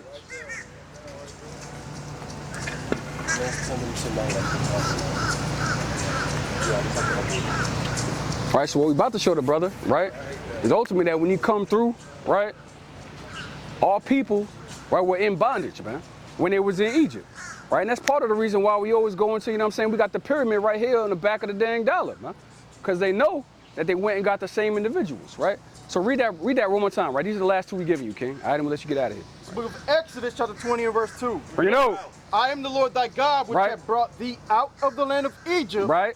Out of the house of bondage. What is Egypt? Out of the house of bondage. So our people were in bondage when they was in Egypt, meaning they was in slavery, right? They wasn't free. And when you look up that word in the Bible, in Hebrew, it's called Mizraim, which is between a rock and a hard place, right? So now whenever you see Egypt in the Bible, it's synonymous with bondage, right? Bring this out, King. Deuteronomy 28, verse 68. Oh, hold on, wait, select. You got Revelation. Book of Revelation, chapter 11 and verse 8. Bring it out. And their dead bodies. And their what? And their dead bodies. Philando Castile. And their dead bodies. Eric Garner. And their dead bodies. Trayvon Martin. And their dead bodies. Read. Shall lie in the street of the great city. So that great city is Babylon, right? The Bible, the Most High was not going to say that great city that he's talking about is America, right? America literally is this great city that he's talking about, all right? But if he had said that back in the day, they'd have burnt the books, right? So he put it in code, and now we decoding it for you. Right, because he said the Israelites are going to be literally, their bodies are going to be in the street. Read. Which spiritually. Literally. Which spiritually. Read. It's called Sodom and Egypt. It's called Sodom because who promotes homosexuality more than America? Nobody. You could be a transformer, transgender, trans whatever, right? But they're not going to tell you that it's wrong. When you look at that flag over there, right, that pride flag, that represents homosexuality. But that's not really what it originally represents. It represents the Most High making a covenant with Noah that he wouldn't destroy this place with a flood. That's what it means. You go to Genesis chapter 9 and 13, it's right there, right? But now they took that and turned it into homosexuality. So this place is spiritually called Sodom, right? And Egypt, because look at that sign right there. Why they got the pyramid on the back of the dollar? They got the pyramid on the back of the dollar because the same people that built up ancient Egypt came over here and built it up with cotton as free labor and literally built up this whole entire economy. They went and got the same people. That's why this place is spiritually called Egypt, right? So now he said, hey, I'm gonna take y'all back into another slavery, right? So bring this out again. Deuteronomy 28, verse Now, 68. and you said we got over here by what? By boat. Check this out. Deuteronomy 28, 68. Read it slow. Read it slow. And the Lord shall bring thee into Egypt again. The Lord is going to bring the Israelites into slavery again, but this time with ships. With what? With ships. With who? With ships. How did we get here? With ships. With ships. He said he's taking the Israelites into slavery on ships. Now, what group of people went into slavery on ships? We did. So by default, what's that make us? What's that make us? You gotta say, King, what's that make us? Benji, you Israel.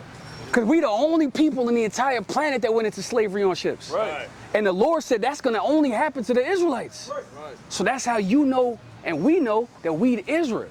Because we went into slavery on ships. Read. By the way whereof I spake unto thee. Right. Thou shalt see it no more again. He said, hey, and you never gonna see your homeland again. We never gonna go back to Jerusalem. We ain't never been back. You ain't never been back. You know what I'm saying? Right? Read. And there. And there what? Ye shall be sold. You shall be what? You shall be sold. Shall be who? You shall be sold. He said, hey, as soon as you get off them slave ships, your ass is gonna get sold. Didn't that happen? This a real flyer. 100 Negroes for sale. You know what I'm saying? So this is how we know this prophecy that happened 2,000 years ago that Moses prophesied happened to us. So that's how we know we these people. Because we got sold. We came over here on slave ships. You see what I'm saying? That the Israelites, it was going to happen to them. Read. Ye shall be sold unto your enemies. Unto who? Unto your enemies. What is the white man? Unto your enemies. We got sold to our enemies, which is the white man. Only your white man going to sit here, right, and have us picking cotton at the age of 5 and 6. Or burning us alive. What's that other son? Come on, this one right here. He'll be burning you alive and taking a damn selfie, man. Only your enemy gonna do that. Now we walking hand in hand with the so-called white man as if he don't still hate us. That's why we still getting shot down in the streets. Right. A cop pull up behind you today, man, your heart might start racing because if he having a bad day, he might kill you for no damn reason and get off. You see what I'm saying? But that's because the so-called white man hate us, right? Because he's our enemy. You see what I'm saying? But now he never stopped being our enemy. We forgot who he was. We forgot who we are, right? Read. You shall be sold unto your enemies, right? For bondmen, slave men, and bondwomen, and slave women, and no man shall buy you. Nobody was gonna redeem us out of this captivity. Nobody was gonna save us. From the times we got dropped off on them boats in 1619, 1492, we've been prisoners of war ever since. Right. Your people in Jamaica still prisoners of war. They never left. Why didn't they go back home? Why didn't our people go back home? Because we just walking around in here like, hey, Brand, it is what it is.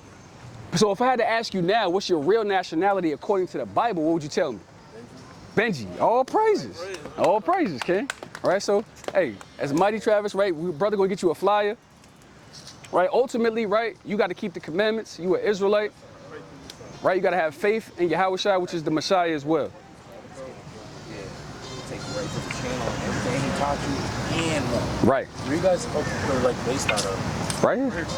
Right here. Every Saturday, we right here, man, at 1 o'clock from 1 to 4. When you come out, you know what I'm saying, come back again, you come out next Saturday, say we'll be here too, all right, King? Yeah.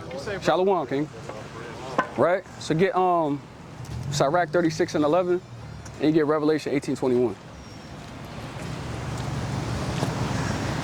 Book of Sirach, chapter 36 and verse 11. Bring it out.